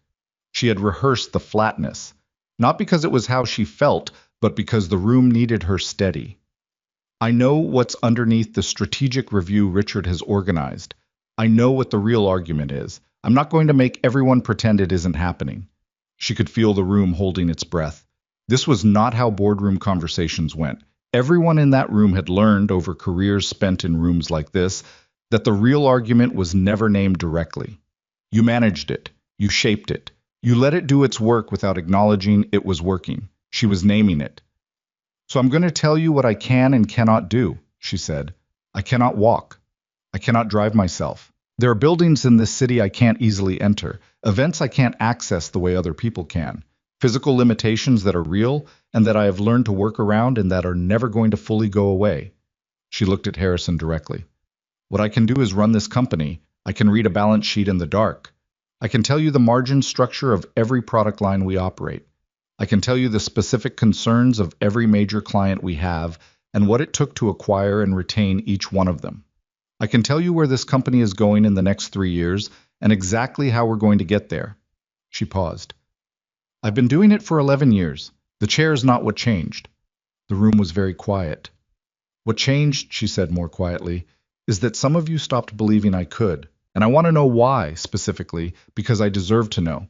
And because whatever the answer is, I'd rather have it on the table than manage it in back channels for another 6 months.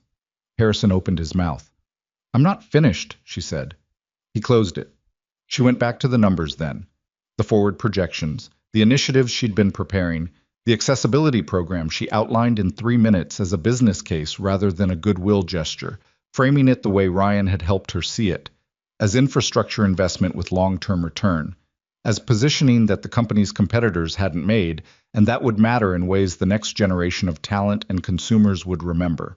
She laid it out efficiently. She answered the 3 questions she anticipated before they were asked. Then she stopped. Thomas, she said to Reeves, the floor is yours. Reeves looked at her for a long moment. I was 61, had been on the board for 7 years, had voted against her twice in her tenure and with her 4 times, which she had always understood as the record of a genuinely independent director rather than an ally or an opponent. He was, she thought, the exact person the room turned on. He looked down at the table, then back at her, then at Harrison. Richard, he said, I'd like you to walk me through the alternative leadership proposal, specifically. He set his pen down with the deliberate quality of someone making a small decision that had significant weight. Who exactly are we discussing? Harrison had a name. He produced it. The person was credentialed, external, safe, in the way that the board's uncertain members might find reassuring. Have they met with any of our major clients? Reeves asked. Not yet, but have they reviewed our current product development pipeline? A pause. The proposal is that an evaluation period. So that's no, Reeves said. He picked up his pen. He did not say anything else. The vote, when it happened, took 11 minutes to get through the formalities. In the end, it was 8-4. Harrison's 4 held. The other 8 did not. Vanessa sat at the table as the result was confirmed and did not let anything show, because the room was still watching, and what you showed in the aftermath of a close thing mattered almost as much as what you showed going into it. She thanked the board members. She noted formally that she expected the 4 dissenting votes to be honored as the legitimate expression of directorial independence that they were, and that she had no intention of treating the matter as anything other than concluded. Harrison looked at her across the table. She looked back. She had won, and they both knew it, and there was nothing to perform about it in either direction. We'll schedule the follow-up on the strategic initiative proposal, she said to the room generally. Margaret will coordinate. She left the boardroom with Margaret, who waited until the elevator doors closed before exhaling. 8 to 4, Margaret said. Reeves, Vanessa said. He turned it. When he asked the alternative candidate question, Park's expression, I saw. The press is still downstairs. I know. What do you want to say to them? Vanessa thought about this for the 11 floors of descent. The elevator opened into the lobby. Through the glass entrance, she could see the cluster of reporters, the cameras, the cold morning light on the plaza outside. The truth, she said, the managed version of it. I've got about 4 minutes of material. She moved toward the entrance. Then she stopped. She reached into her jacket pocket. The locket was there, where she'd put it that morning. She held it for a second. The weight of it. The specific warmth it had from being close to her body. She thought about Lily's voice. Tell the locket to bring good luck. She let go of it. Left it in her pocket. Then she pushed through the doors into the cold and the waiting cameras and said what she'd decided to say, which was the truth in the way that truth sometimes had to be delivered. Directly, without softening, with the complete willingness to be seen saying it. She talked for 4 minutes and 12 seconds. She said the word wheelchair once, early, matter-of-factly, and then she didn't say it again because she didn't need to. She talked about the company and where it was going and the program she was building and why it mattered beyond optics or public relations. She said she had been building Heart Industries for 11 years and she intended to build it for 11 more. The reporters asked questions. She answered the ones worth answering and didn't answer the ones that weren't. Then she was done, and her driver pulled up and she got in the car, and the doors closed and the quiet of the interior settled around her. Her phone buzzed. She looked at it. Ryan. A single line. Lily wants to know how it went. She looked at the message. Outside the window, Seattle moved past. The winter city, the water in the distance, the gray-blue sky that was still holding its cold clarity from the morning. She typed back. Tell her it went.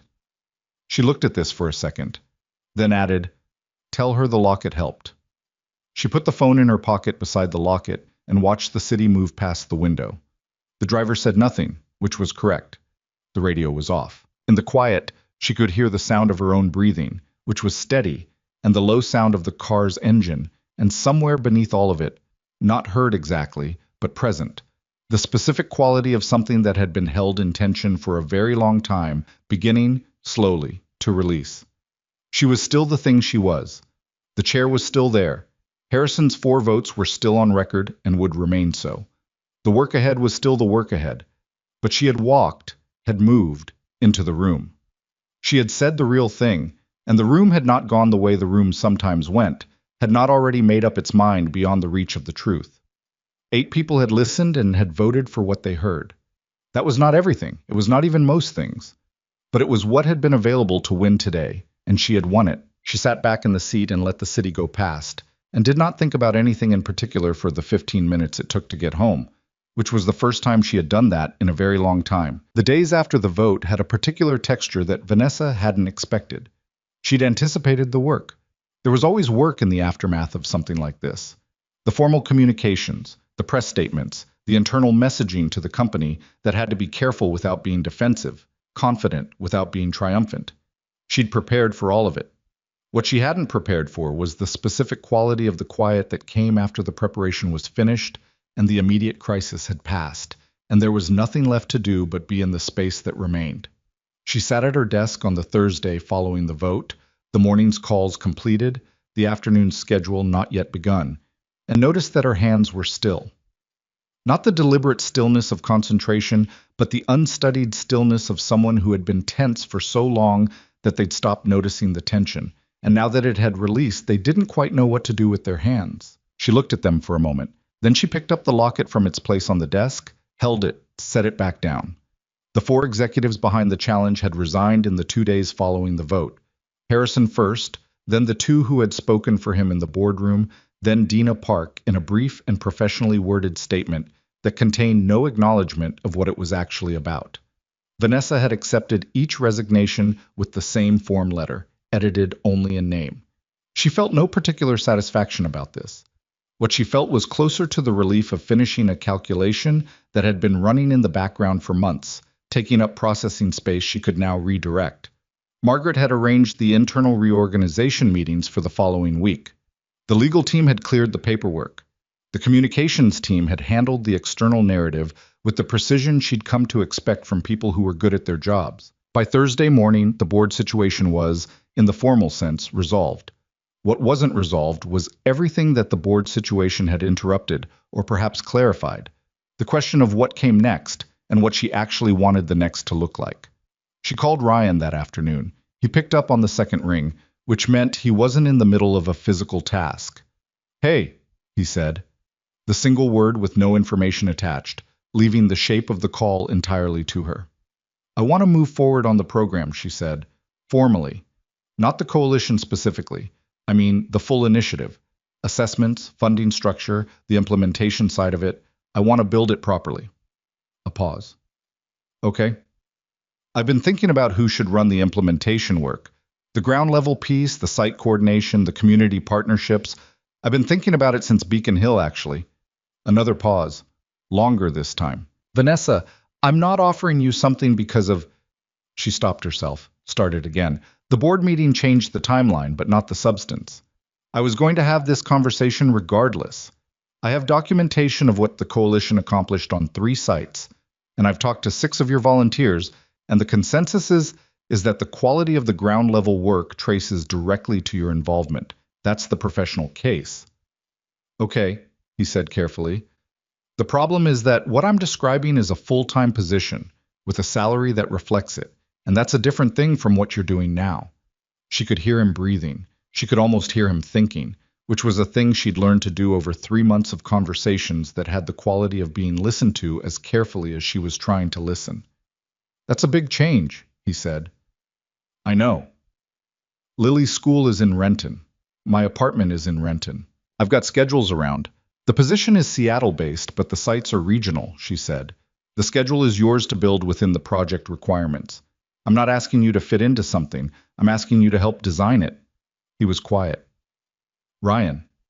She said it the way he said her name sometimes, not demanding anything, just making sure the other person knew they were actually being addressed. "You've been doing 3 jobs for 3 years. You've been doing it because the bills required it, and because the silence required something in it, and both of those things are real. But the program I'm describing, it's the work, the actual work. The thing you're already doing, but with the resources and structure to do it at a scale that matters. You make it sound simple. It isn't. There's a significant learning curve on the administrative side, and you'd need support staff, and the stakeholder management is a different complexity than site management. I'm not telling you it's simple." She paused. "I'm telling you it's possible."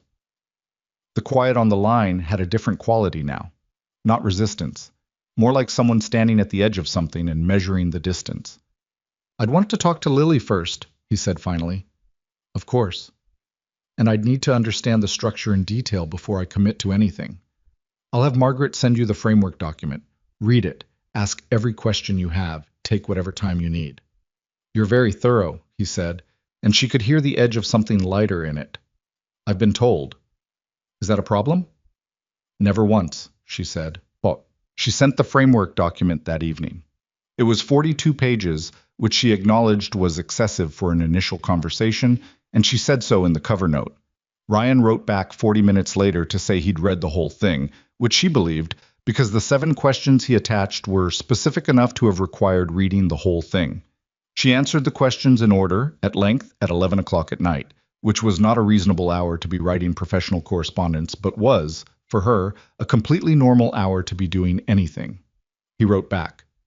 Question 4. You said the assessment framework would be developed collaboratively. What does that mean in practice? She wrote, "It means I have the resources and you have the knowledge, and neither of those things is sufficient without the other." He didn't respond for a few minutes. Then, "Okay. Then, Lily says yes, by the way, to the job. She said you should hire the one who knows how the ramps work. I told her that was the idea." Vanessa read this twice. Then she wrote, "Tell her I agree with her hiring criteria." She closed the laptop and sat in the study. The locket was on the desk. Outside, January had settled into the long, dark stretch of Pacific Northwest winter, the kind that went on long enough that you started to forget there had ever been a different season. She'd lived in Seattle her whole life, and she still found January difficult. Not the cold exactly, but the accumulated weight of limited light, the way everything contracted. She looked at the locket. She thought about her mother, who had loved winter in the irrational way of people who find something beautiful in difficult things, who had worn this locket every day for 20 years without ever explaining why, who had died in March, which meant the last winter she'd lived through was the last complete dark season Vanessa had shared with her, 21 years old, both of them sitting in the kitchen of the house that Vanessa had since purchased and converted into this mansion she lived in alone. She wondered, not for the first time, what her mother would make of all of this. The chair, the company, the board vote, the man who'd picked up the locket and handed it back like it cost him nothing. The small girl with the braids who had added a napkin drawing of the locket to a memory box kept for a woman she would grow up without knowing. She didn't know. She could guess. Her mother had been the kind of person who noticed the particular people in a room that others overlooked, which was perhaps where Vanessa had gotten the habit. She turned off the desk lamp and went to bed. February arrived, and the program started to become real in the way that things became real when money and personnel and legal structure were attached to them. Vanessa worked through the details with the same focus she gave the company's financial architecture, because the thing she'd learned over 11 years of building was that programs built on good intentions and insufficient infrastructure collapsed in a predictable sequence, and she intended to build something that would survive past the point where her personal attention was on it. Ryan came into the Hart Industries offices for the first time on a Tuesday morning in the second week of February. He wore the same navy blazer from the gala, which fit the same way it had before, and he sat across from Margaret in the conference room off the main floor and went through the employment paperwork with the careful attention of someone taking something seriously without being overwhelmed by it. Margaret had told Vanessa afterward that he'd read every document before signing it, asked 2 questions about the benefit structure, and thanked her without the excessive quality that most people applied to gratitude in a formal context. "He's direct," Margaret said, with the tone of someone approving of a thing. "Yes," Vanessa said. "He is." His office was a converted storage room on the 3rd floor that had been cleared and furnished with a desk, a filing cabinet, and a window that looked out onto a narrow alley, which was not a view, but was at least light. Ryan had stood in the doorway the first time he saw it and looked around with the expression of someone taking inventory. "Is this okay?" Vanessa had asked. "It's fine," he said. "More space than my desk at the building maintenance job." He touched the window frame. "This opens?" "I'll find out." It opened. She'd had facilities check that morning after he left. The first weeks were complicated in the specific way that integration into a new institutional environment was always complicated. Ryan knew the ground-level work with an intimacy that no document could replicate, but the organizational language of a corporation the size of Hart Industries was a different grammar, and there was a period of translation required. Vanessa had anticipated this and built it into the timeline, which meant she wasn't alarmed by it, but she watched it with the particular attention of someone who understood that this phase was where things either took root or didn't. He was a fast learner. He asked questions without embarrassment, which was rarer than it should have been in professional environments. He listened in meetings with the same quality of actual listening she'd noticed in every context she'd observed him in. He was also stubborn in ways that were sometimes useful and occasionally not. He had strong opinions about implementation sequencing, and he'd learned from years of site work to back those opinions with specifics. And he did this even in rooms where specifics were unwelcome. Twice in the first month, he pushed back on decisions Vanessa had made in the program's design, once correctly and once less so, and both times she'd taken the pushback seriously enough to examine the decision, which was more than most of the people in the building could say they'd gotten from her. "You argue with me," she said one afternoon in late February, when they were going through the assessment framework for the 3rd revision. "Do you want me to stop?" "I want to understand what you're doing." He looked at her across the desk. "I'm talking to you like a person," he said. "Is that a problem?" She looked at him. "No," she said. "I'm just noting it." He went back to the framework. After a moment, "Most people here are very careful around you." "Yes." "They manage what they say before they say it. It's a professional habit." "I know." He made a note on the printed copy in front of him, the way he made notes everywhere. Margin comments, small diagrams, practical in the way of someone whose thinking had always happened in proximity to physical action. "I don't do it well. The managing. I can try." "Don't," she said. He looked up. Don't try, she said. It would make you less useful. He held her gaze for a second. Then he went back to the framework. The program was announced publicly in the first week of March. Vanessa had worked with the communications team on the framing for 2 weeks, going through 4 versions of the press materials before arriving at language that said what she wanted without turning into a corporate goodwill exercise. The name was functional, the Heart Access Initiative.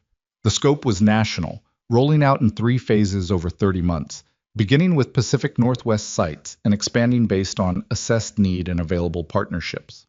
The response was what she'd expected, a mix of genuine interest from organizations in the sector, skepticism from the business press about whether a program this scale could deliver on its stated goals, and a smaller subset of coverage that focused on Vanessa personally, on the disability angle, on the narrative that assembled itself around a wheelchair and a CEO and a nationwide accessibility program. She let this coverage exist without engaging it. The story it was telling was not wrong, exactly, but it was simpler than the reality, and she'd decided early that she was not going to manage the narrative toward complexity when the work would eventually speak more clearly than anything she could say. What she hadn't anticipated was Lily. Lily had been informed in age-appropriate terms that her father was starting a new job. She had received this information with the focused interest she applied to most things, and had asked 4 specific questions. Was he going to work with the ramps? Was it far away? Would he still pick her up from school? And was Vanessa going to be there? Ryan had answered yes, no, yes, and sometimes in that order. Lily had processed this for approximately 90 seconds, and then said she thought it was a good job because Vanessa knew about the ramps, which was the same hiring criterion she'd approved by text message in January, apparently constituting a completed circle of logic. The first time Lily came to the Hart Industries building was on a Friday afternoon in March, when Ryan had a site review that ran long, and the after-school pickup required a reroute. She arrived with a backpack almost as large as she was, and immediately identified the building as having a ramp on the left side that was very good, and a door that was a little heavy. The door is automatic, Ryan said. You don't push it. I know, she said. But what if the automatic breaks? Then we get it fixed. She considered this. Or you could make it lighter. Or we could make it lighter, he agreed. She met Margaret, who she studied with the unblinking concentration that small people brought to adults they were assessing. Margaret, to her credit, assessed back without condescension. You're the one who writes things down, Lily said. I am, Margaret said. Dad says you're very efficient. Your father is perceptive.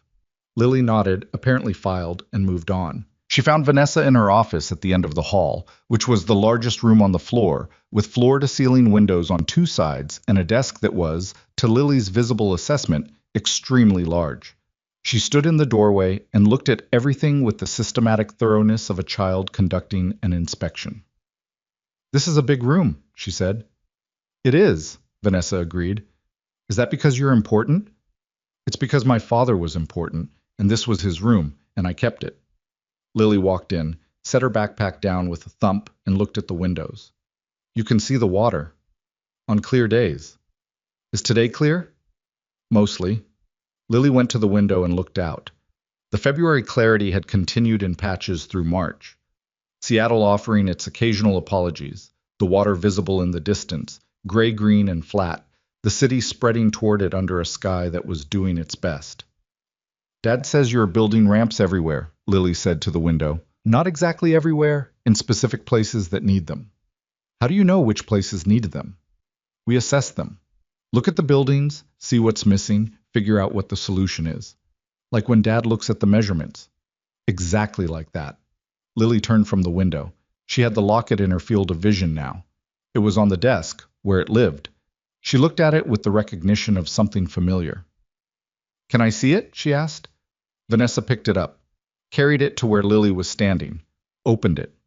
Lily looked at the photograph, the same focused attention she'd given it at the gala and at the coffee tent and in the accumulation of interactions that had built between them across months. Then she looked up at Vanessa. Does it make you sad? She asked, carrying it around. Vanessa thought about this. Less than it used to, she said. Because you got used to it? Because I remembered what it's for. It's not to make me sad. It's to keep her close. Lily considered this with the seriousness she applied to things that mattered to her. That's what Dad says about Mom's stuff, she said. He says we keep it because we want to, not because we have to. She looked at the locket again. That's smart. Your dad is smart, Vanessa said. Lily nodded as if this was established fact. He's better now, she said, than before, when he was really tired. She looked at Vanessa with the directness that Vanessa had learned was not artlessness, but something more like the decision to say what she meant, because the alternative was saying less than what she meant. You helped. Vanessa sat with this. He helped me too, she said. Lily shrugged, accepting the accounting. That's how it works, I think, she said. You help, and then they help back. She picked up her backpack from the floor with the effort of something heavy, badly balanced. I'm going to wait in the other room, with the lady who writes things down. Margaret. Margaret, she confirmed, and went. Vanessa sat in the large room with the windows, and the water, and the desk that had been her father's, and now was hers, and held the locket, and thought about what Lily had said with the simplicity of someone who had not yet learned to complicate the things that were actually simple. You help, and then they help back. Spring came to Seattle the way it always did. Not in a single day, but in increments, the light changing before the temperature did, the trees committing to leaves while the air still had cold in it. By April, the first phase of the Hard Access Initiative had assessed 47 buildings in 3 cities. 12 were in active renovation planning. 4 had been completed. Ryan ran the implementation with an operational precision that surprised the Hart Industries staff who encountered it, though it didn't surprise Vanessa, who had seen how he thought about problems since the day she'd examined the corner join of a ramp in a Renton parking lot, and he'd told her about the back and forth with the contractor and the solution that had held up through winter. He built his team the way he built everything, for function first, with attention to the parts that had to last. He hired 7 people in the first 3 months, all of them with ground-level experience in construction, facilities, or social services. He wrote the job descriptions himself, which Vanessa's HR director had initially viewed as irregular and which produced the best pool of applicants the initiative had seen because Ryan wrote about what the jobs actually required rather than what they conventionally said. They worked together, Vanessa and Ryan, in the particular way that proximity produced, not always smoothly, not without friction, but with the accumulated efficiency of 2 people who had learned each other's thinking well enough to skip certain steps. She knew when he was going to push back before he did it. He knew when she'd already made a decision before she announced it. They developed the shorthand of people who had talked through enough specific things to no longer need to talk through the general ones. What they hadn't talked through was the other thing. She was aware of it the way she was aware of the locket, not constantly, but present in the background, there when the foreground quieted. The specific quality of the way he was in a room, the way his attention settled on her when she was talking, not the managed attention of professional courtesy, but something more grounded, something that had the weight of actual interest. She'd observed it for months and had not addressed it, because addressing it would require both of them to decide what it was and what to do with that, and she wasn't sure she was ready for the decision. She also wasn't sure she was being fair to him by not having it. The day she finally said something was a Tuesday in April after a site meeting ran late, and they ended up in a coffee shop near the Pike Place area because it was close and they were both hungry and the alternative was going back to the office. The coffee shop was small and slightly too warm and had the specific noise of a place where people had been coming for a long time because it was good, and they didn't care that it was crowded. They'd been talking about the second phase assessment schedule, and then they'd stopped talking about it, and the conversation had moved sideways the way it sometimes did in the spaces between agenda items. Can I ask you something? She said. You've asked me that before, he said. It was followed by a real question. It is a real question. He wrapped both hands around his coffee mug. It was a habit she'd noticed. He was always cold in air-conditioned spaces, which was most indoor spaces, and he held things warm when he could. Ask, he said. Since the gala, she said. Since the locket. The way you've been... She stopped herself from the indirect version, started with the direct one. I've been trying to understand what this is, between us, what you think it is. He didn't look away. He also didn't answer immediately, and she'd learned not to fill his silences. He was not a person who paused because he was stalling. He paused because he was thinking about what he actually meant. I think, he said slowly, that I met someone at a charity event, and she was someone I wanted to know better. and I got to know her better. And now, he paused again. And now I'm not sure what category that fits in, and I've been waiting to figure it out. We work together, she said. We do. That complicates it. Yes. He looked at his coffee. Are you asking me to keep it complicated, or are you asking something else? She sat with the question. Around them, the coffee shop moved. Other people's conversations, the sound of the machine, the door opening and letting in a brief cut of spring air. I don't know how to do this, she said. It was the most honest thing she could say, and she said it plainly. There hasn't been anyone since before the accident, and that's not the chair. It's not what the chair changed about my life. It's what I changed. How far I close things down. She looked at him. You're the first person in 5 years who's made me want to open any of it back up. And I don't know whether that's a reason to be more careful or less. Ryan set his coffee down. He looked at her with the full, unmanaged attention that was one of the most consistent things about him. I'm not going anywhere, he said. Whatever pace you need for figuring it out.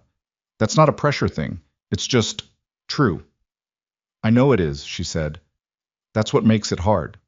He looked at her. Hard how?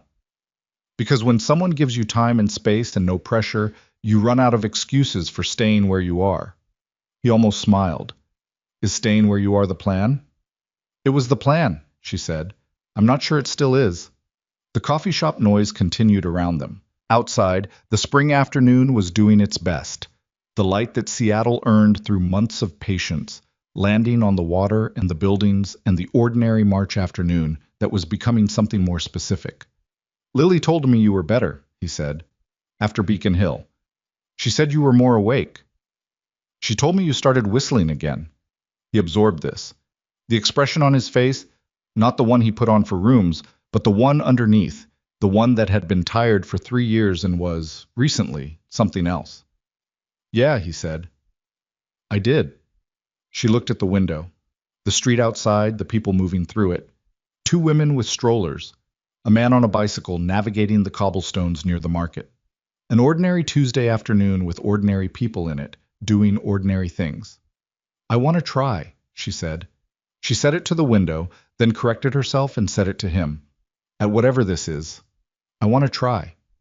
He nodded once, not with the performance of a significant moment, not with any of the drama the moment could have justified, just yes. Okay, let's try. There'll be things I'm bad at, she said.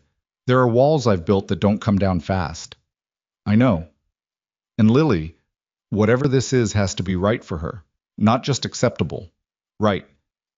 She told you to hire me because I knew about the ramps, he said. She already voted. Vanessa looked at him. That was for the job. Lily doesn't separate things that cleanly, he said. She made one decision. It covered everything. She sat with this.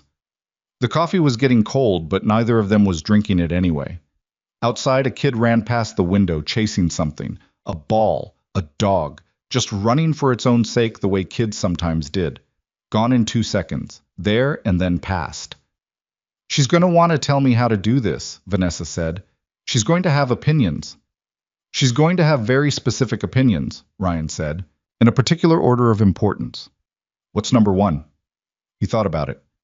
The locket, probably. She's decided it matters. It does matter. Yeah, he said, I know.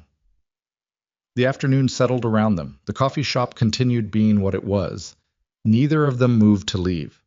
The agenda they'd come in with was done, and the thing that wasn't the agenda was sitting between them, acknowledged now, no longer requiring the energy of not acknowledging it. It was not a solved thing. It was not a simple thing. It was 2 imperfect people with complicated histories, and a 6-year-old with strong opinions, and a program to build, and walls that came down slowly, and the specific accumulation of small, honest moments that had led them here, to a coffee shop on a Tuesday in April, saying yes, which was, she thought, enough. For now, for this Tuesday, for the particular afternoon that was what it was, and not something more resolved or more certain. Enough was sufficient. She picked up her cold coffee. He picked up his. They stayed until the coffee shop started filling with the after-work crowd, and then they walked back toward the offices in the spring light, and neither of them felt the need to say much more about it, because some things, once named, didn't need additional language. The program had 47 assessments in 3 cities and 12 renovations in planning and 4 completed. The locket was in her jacket pocket. Lily had already voted. The walls were old and solid and wouldn't come down fast. That was fine. They had time. The summer that followed was the busiest of Vanessa's professional life, which was a high bar. The Hard Access Initiative's second phase launched in June across 5 states, which meant the operational complexity multiplied in ways that tested every assumption she and Ryan had built into the framework. 3 of the new regional partnerships required renegotiation within the first month because the on-site conditions differed from the assessments in ways nobody had fully anticipated. 2 municipal permits stalled in bureaucratic channels that Ryan spent 3 weeks personally navigating. A contractor in Phoenix delivered substandard ramp materials that had to be rejected and replaced, which pushed 2 completion dates back by 6 weeks and required a difficult conversation with the local community organization that had been waiting longer than anyone should have to wait for a door they could actually use. None of it was clean. None of it went the way the timeline said it would, but it went. By August, the program had completed 23 sites across 7 cities. 61 people with mobility limitations who had been part of the formal assessment process reported direct improvement in their ability to access their own buildings, their own neighborhoods, their own ordinary lives. Ryan kept a running document of these reports, not for the press materials, not for the board presentations, just for himself, because he'd learned from the coalition work that the number on the spreadsheet and the specific person behind it were 2 different things and both deserved to be remembered. Vanessa read the document once, in the middle of a late night in August, and did not read it again, because once was enough to carry it. The relationship between her and Ryan developed the way she'd told him it would. Slowly, imperfectly, with the friction of 2 people who had each built careful walls around themselves, and were now discovering that walls didn't come down in sequence, that some days there was more openness than others, and some days the old habits of isolation reasserted themselves without warning and had to be named and set aside again. She was not always good at naming them. He was not always good at waiting. They had conversations that started as work discussions and became arguments about something else, something underneath, and had to find their way back from the edge of a misunderstanding. She said the wrong thing twice in September and meant something different both times than what came out. And he told her plainly that he needed her to try harder at the translation between what she felt and what she said, and she sat with that for 2 days before coming back to tell him he was right, which cost her something and was worth it. He brought Lily to the mansion for the first time in October. Lily walked through the rooms with the systematic attention she brought to new spaces, cataloging what she saw: the study, the library, the kitchen that was too large for one person, the hallway that had been specifically widened and resurfaced for the wheelchair. She stood in the hallway and looked at the floor. "Did you do this yourself?" she asked. "The floor." "I had it done," Vanessa said. "Is it the right gradient?" "There's no gradient. It's flat." Lily looked at her. "Then why is it different from the other floor?" "Because the material is smoother, easier to move on." Lily considered this with the expression she wore when she was adding something to the internal architecture she was constructing about the world. "My school hallway has a bump at one of the doors," she said. "It's not a lot, but it's bumpy." "How do you know?" "Because I started paying attention when Dad started doing the ramps."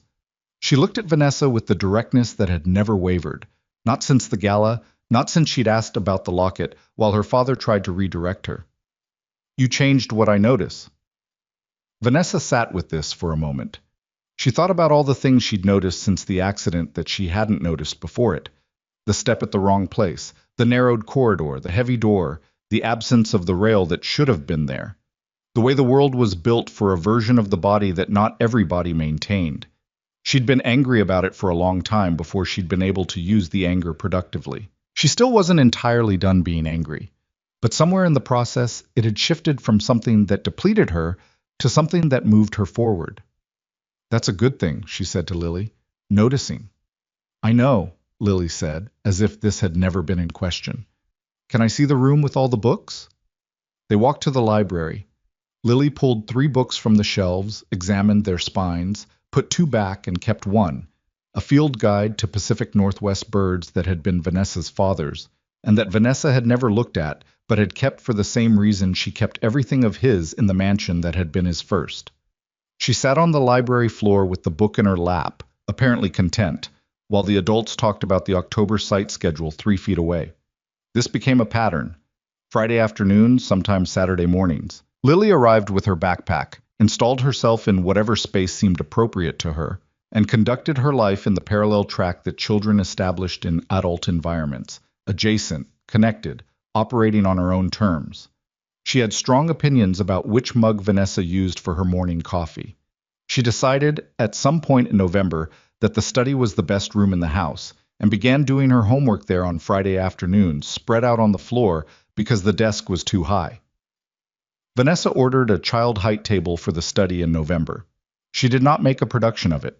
It arrived on a Tuesday and was there on Friday, and Lily looked at it and said good and used it, and that was the entirety of what was said about it. Ryan watched this happen and said nothing, which was its own kind of language. The community center opening was scheduled for the third Saturday in November.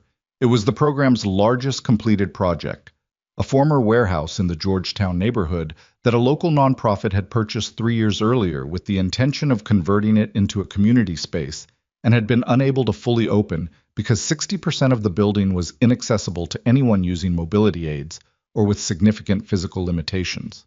The Hard Access Initiative had partnered with the nonprofit on a 6-month renovation that addressed the access issues throughout the building while working with the existing structure rather than against it. The same philosophy that had guided the Beacon Hill ramp, the same philosophy that Ryan had been applying since before he had the resources to apply it at this scale. The building still looked like itself. That was the thing Vanessa kept coming back to as the renovation progressed. How the best accessibility work didn't announce itself, didn't transform the space into something that felt medicalized or institutional, just quietly made the building available to everyone who needed to use it. The elevator was there, but so was everything else. The ramps were integrated into the architecture rather than appended to it. The doors were wider but didn't look like accommodation, just looked like doors. Ryan had insisted on this. He'd had 3 arguments with the architectural firm about it, twice in meetings that Vanessa had attended, and once apparently in a phone call that lasted 90 minutes, and that the lead architect had described, when Vanessa spoke to her afterward, as one of the more rigorous conversations she'd had about design philosophy in a long time. "He's very specific," the architect had said. "Yes," Vanessa had said, "he is." The morning of the opening was clear and cold in the way of the best November days. The sky a sharp blue that Seattle didn't produce without effort, the kind of light that made everything look more deliberate than it was. Vanessa arrived an hour early, as she always did for events that required navigation, because an hour gave her time to understand the space before it filled with people and became less predictable.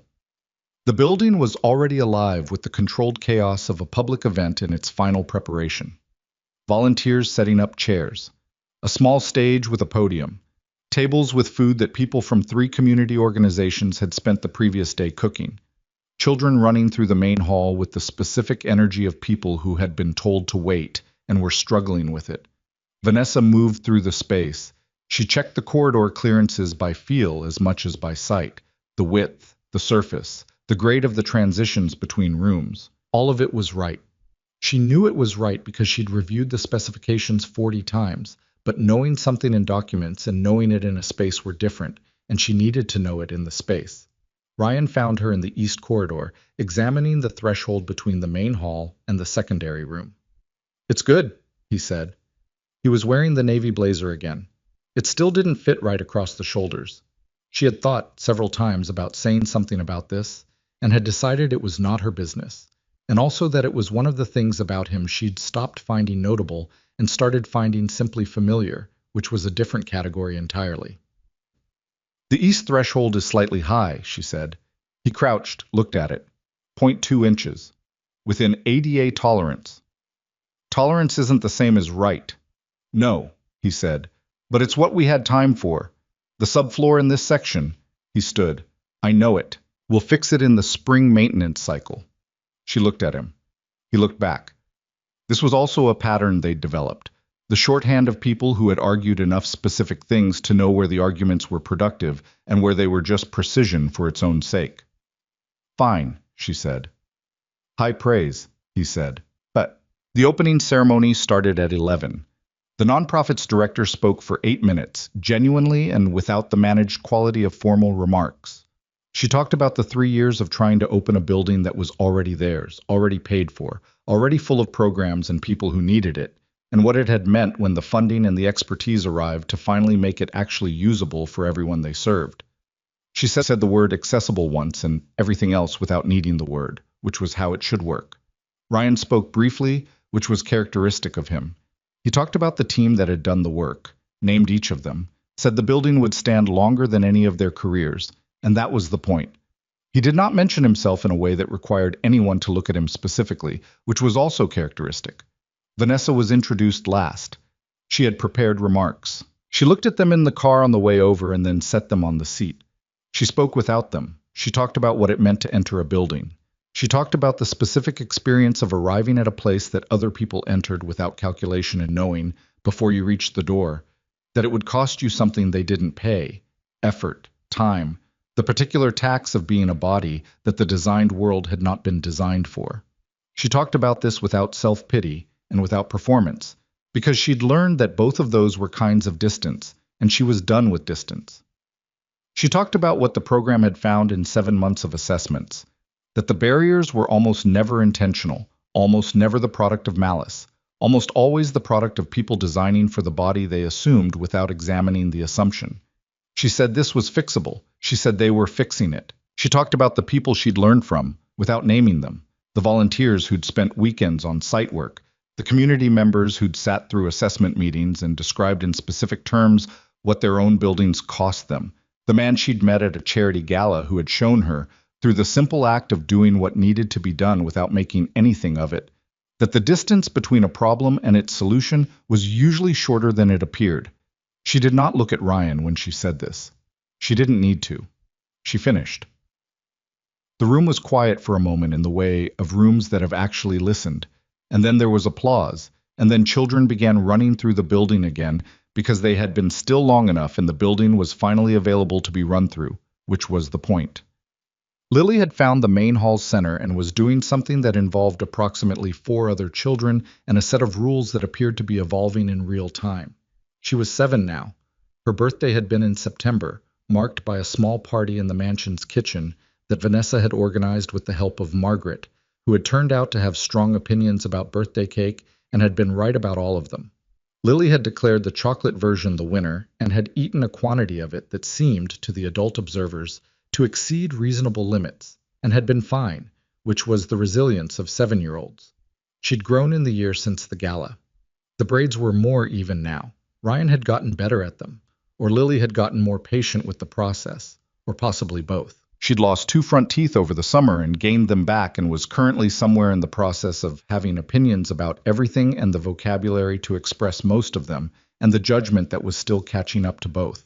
She had, over the months, developed a specific relationship with Vanessa that didn't quite have a category. Not mother and daughter, not exactly friends in the way adults were friends.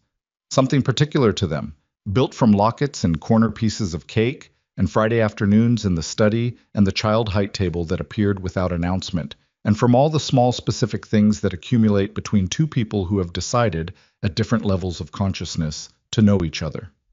Vanessa watched Lily run across the hall with the other children. The building was filling now. Families from the neighborhood, people from the organizations the nonprofit served, city council members and community board people and 3 journalists she recognized, all of them mixed into the ordinary crowd that was the point of the space existing at all. She felt the locket in her pocket without reaching for it. She had been carrying it for over a year now, since the night at the gala, since it hit the marble floor and started a sequence of events that she could trace forward from that specific sound to this specific room. And she was not a person who believed in the predetermined shape of things, but she was also not stupid enough to ignore what was apparent when she looked at it. The locket was her mother's. Her mother had kept it for 20 years. Vanessa had kept it for 15. She'd thought of it as a private thing, the most private thing she owned, which was why its loss on that marble floor had stopped her cold. Now she thought of it as something slightly different, not less private, just not only private. It had traveled from her mother to her, from the floor of the Harrington ballroom to Ryan's hand to hers, from her jacket pocket to the desk in the study where Lily saw it every Friday afternoon, and looked at it with the eyes of a child who had understood immediately that some objects carry more than their weight. That was what objects could do, sometimes. They traveled. They connected the people who held them across time. She was thinking about this when it happened. She was moving through the main hall, navigating around a cluster of people near the food table, and her front wheel hit something on the floor. A small plastic toy one of the children had dropped, invisible at floor level. And the chair stuttered, just slightly, just enough. The locket slipped from her pocket. She heard it before she saw it. The specific sound she'd know anywhere. The small clear note of silver on a hard floor. It landed 6 feet ahead of her. And she sat there for just a moment, with the memory of November of the previous year sitting over the present moment like a transparency. The Harrington ballroom, the marble, the people who hadn't moved, the man who had. But this time was different. Because this time, before Ryan could turn from his conversation across the room, before Lily could materialize from the crowd of children, before anyone else could decide whether to move or freeze or look away, Vanessa reached to the side panel of her wheelchair. The panel that housed the small mechanical arm she'd had installed in September, developed through the program's assistive technology partnership with a Seattle engineering firm. A piece of equipment that had been in testing for 4 months, and that she'd been using in controlled environments but hadn't fully used publicly. She extended the arm. It moved to the angle. The grip closed around the locket. She lifted it, brought it back, took it from the grip with her own hand. The whole thing took 11 seconds. She sat with the locket in her hand. The crowd moved around her. Most people hadn't seen it at all. Ryan had turned. He'd seen the end of it, the arm retracting, the locket in her hand. He was standing 20 feet away looking at her with an expression that she couldn't immediately read, and then could, because she knew his face now in all its versions, the tired one, and the focused one, and the one he wore when Lily had said something that surprised him, and the one he had right now, which was the one underneath all the others, the one that had no performance in it at all. He laughed. It was a real laugh.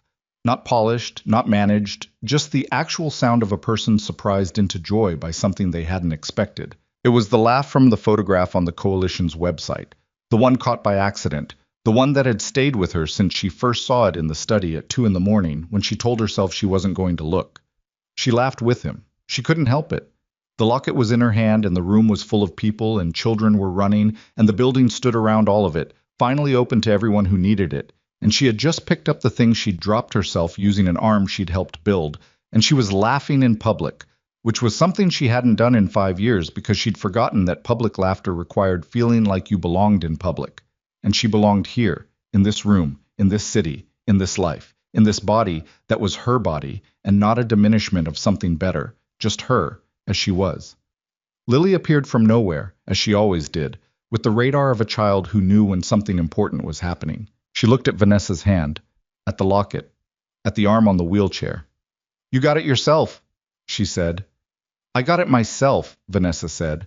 Lily looked at the arm. "Can it pick up other things?" "Within a weight limit." "What's the weight limit?" "About 2 pounds." Lily weighed this information. "That's not very much." "It's enough for the things that matter." Lily looked at her, the serious assessment, the one that had never been anything but direct. Then she nodded, satisfied, and ran back toward the other children. Ryan came over. He was still smiling, the residual of the laugh, the real face he had under the managed one. He stood beside her and they both looked at the room for a moment, the way they'd stood beside each other in the community center in December watching the older woman with the cane use the ramp for the first time. "The arm works," he said. "The arm works," she confirmed. "The engineers are going to want to document that use case. They already are. I told Margaret to keep a log." He shook his head. "You documented it." "I document everything." "I know." He looked at her sideways with the expression that was almost a smile and then was one. "I know you do." They stood in the noise of the room, children and conversation, and the particular warmth of a building being used for what it was meant for. And Vanessa thought about the year that had brought them here. Not in the summarizing way, not in the way of someone assembling a narrative, but in the way of someone standing inside a thing they'd moved through and recognizing the shape of it now that they could see it from a different angle. She had spent 5 years building walls because the world outside them had seemed, after the accident, to require more than she could sustain. She'd contracted into the mansion, into the company, into the careful management of what she let close to her and what she kept at a functional distance. She told herself this was efficiency. She told herself it was protection. Both were partially true. What was also true was that she'd been afraid. Not of the chair, not of the specific practical difficulties of moving through a world built for different bodies. She'd made her peace with those through the long process of learning to navigate them, and the anger that remained was productive rather than paralyzing. She'd been afraid of the other thing, the thing that required you to be seen by people who mattered to you as you actually were, in the body you actually had, in the life that was actually yours. She'd been afraid that being seen that way would confirm what the people who'd stood frozen in the Harrington ballroom seemed to believe, that she was less than she had been, that the wheelchair was a diminishment rather than just a fact. Ryan had walked into that fear and hadn't behaved the way she'd been afraid people would. He'd just handed her the locket. He'd looked at her like a person. He'd pushed back when she was wrong and listened when she was right, and shown up on the sites and read the 42-page document the same night, and asked 7 specific questions and started whistling again.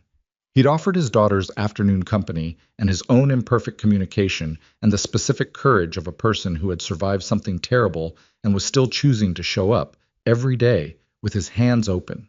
She had not deserved that specifically. It had not been earned through merit or given as reward.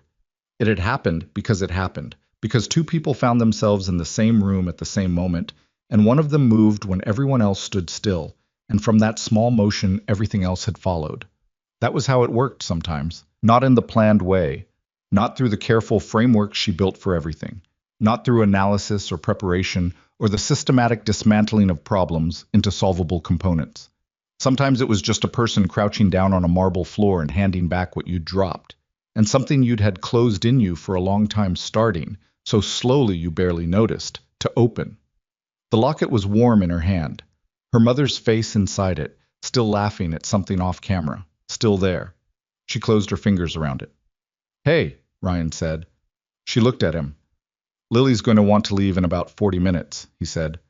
"She's had a lot of sugar from the dessert table, and when she hits the wall, she hits it fast."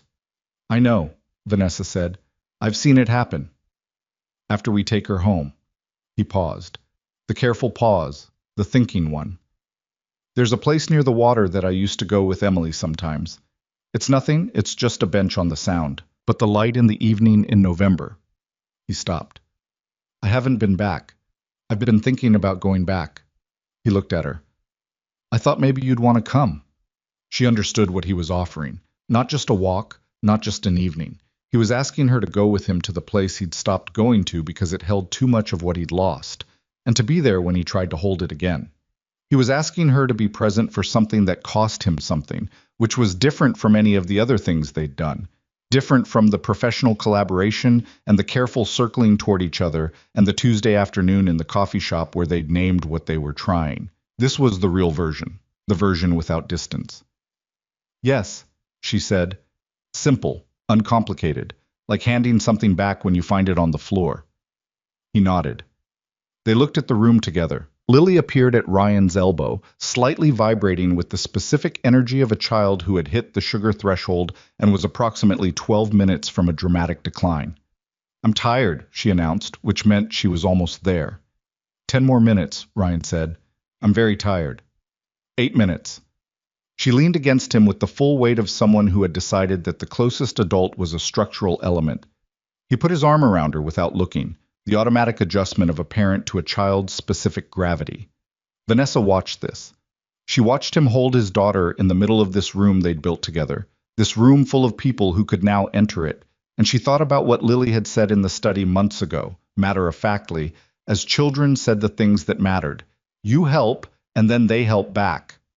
That's how it works, I think. That was how it worked. She put the locket in her pocket. It settled there the way it always did. The weight of it, the specific warmth, the weight of everything it carried that was not just silver. Around them, the community center went on being what it was. The children continued their game. The volunteers cleaned up the dessert table. Someone had put music on. Nothing particular, just something in the background, the way music worked in spaces like this. The building breathed with the warmth of people in it. And Vanessa Hart, 31 years old, billionaire, wheelchair user, CEO, daughter, friend, whatever this was, sat in the middle of all of it with the locket in her pocket and the man who'd picked it up standing beside her and the girl who'd understood all of it from the beginning, leaning against her father with her eyes half closed, and she felt, fully and without qualification and without the instinct to manage it down to something safer, that this was her life. This specific, imperfect, difficult, open life. She had not lost something and been compensated with something else. She had not traded one version of herself for another. She was the same person she had always been, inside the same continuous story, and the chair was part of that story, and so was the accident, and so were the 5 years of walls, and so was the locket, and the marble floor, and the man who had not stood still when everyone else did. There was no lesson she could give that would cover all of it. She had tried, in the months of interviews and press appearances, and the speech she gave without notes at this building's opening, to articulate what she'd come to understand, and she'd gotten close but never exact, because the exact version lived in the specific accumulation of small moments rather than in any statement you could make about them. But if she was going to try, if someone asked her what she had learned in the years between the accident and this November afternoon, she thought it would be something close to this, that the things you lose do not define the limit of your life, that what matters is not the inventory of what's been taken, but what you choose to do with what remains. That strength was not the absence of difficulty, but the decision, made daily and imperfectly, to keep moving through it, and that sometimes the most important thing that happens to you is not a dramatic event or a hard-won victory, but a small, unremarkable gesture. Someone crouching down on a marble floor, someone handing back what you dropped, someone treating you like the ordinary person you are rather than the extraordinary circumstance they'd decided you were. She had been seen. That was it. She had been looked at directly and seen. And from that one ordinary act of being seen, she had found her way back into the world she'd been hiding from, and built a thing that mattered, and let someone get close enough to matter back. She picked up the locket herself. That was the part she would carry. Lily made it 12 more minutes before the wall arrived, and Ryan carried her to the car while she slept against his shoulder, and Vanessa followed them out through the building's main entrance, down the ramp that was right, through the door that was weighted correctly, into the November evening where the air was cold and the light was going, and somewhere to the west the water was doing what the water always did, indifferent and constant and there. She put her hand in her pocket. The locket was there. She kept moving.